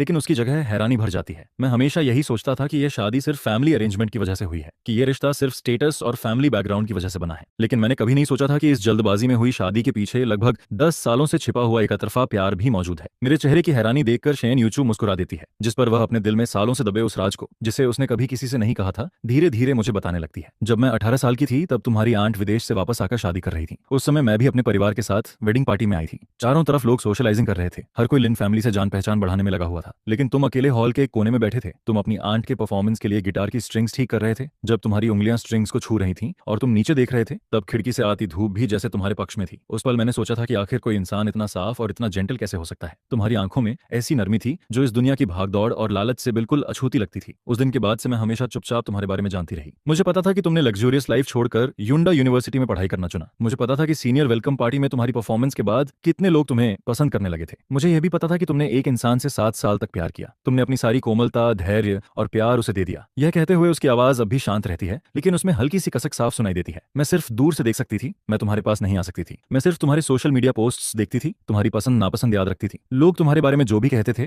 मैं सब अपने दिल में जमा करती रहती थी। तुम 7 साल तक किसी और से प्यार करते रहे और मैं 7 साल तक तुम्हारा इंतजार करती रही। इसलिए जब आंट मेरे पास मैरिज अलायंस का प्रस्ताव लेकर आई, तब मैंने एक सेकंड भी नहीं सोचा, मैंने तुरंत हाँ कह दिया। इसके बाद वह मेरी आंखों में देखते हुए कहती है, जिस इंसान से मैं शादी करना चाहती थी वह कभी लिन ग्रुप का सक्सेसर नहीं था, वह कभी कोई परफेक्ट बिजनेस पार्टनर भी नहीं था। शुरू से लेकर आखिर तक वह सिर्फ तुम थे, लिन चुआन। उसकी आंखों में मौजूद कोमलता अब लगभग छलकने लगती है। मैंने करीब 10 साल इंतजार किया है और आखिरकार मुझे यह मौका मिला कि मैं खुलेआम तुम्हारे साथ खड़ी हो सकूं, तुम्हारे साथ अच्छा व्यवहार कर सकूं, तुम्हारी देखभाल कर सकूं। उसकी बातें सुनकर मेरा दिल एक धड़कन के लिए रुक सा जाता है, मेरी आंखें भी गर्म होने लगती हैं। 7 साल के उस रिश्ते में मैं हमेशा देने वाला इंसान था, हमेशा अनदेखा किया जाने वाला इंसान। मैंने सोचा था कि मेरी सच्ची भावनाओं का अंत हमेशा निराशा में ही होगा, लेकिन मैंने कभी नहीं सोचा था कि जहां मेरी नजर कभी पहुंची ही नहीं, वहां कोई मुझे लगभग 10 सालों से चुपचाप प्यार कर रहा है। अचानक मुझे उन सारी बातों का जवाब मिल जाता है जिन्हें मैं पहले सिर्फ संयोग समझता था। उसे पता था कि मैं सी फूड नहीं खाता, उसे पता था कि देर रात जागने के बाद मुझे हनी वाटर पीना पसंद है, उसे पता था कि मेरी मुस्कान के पीछे कितनी संवेदनशीलता छिपी है, उसे पता था कि मैं ऊपर से चाहे कितना भी मजबूत दिखूं, लेकिन दिल से किसी के अटल साथ और पक्षपात की इच्छा रखता हूं। वह जन्म से इतनी समझदार नहीं थी,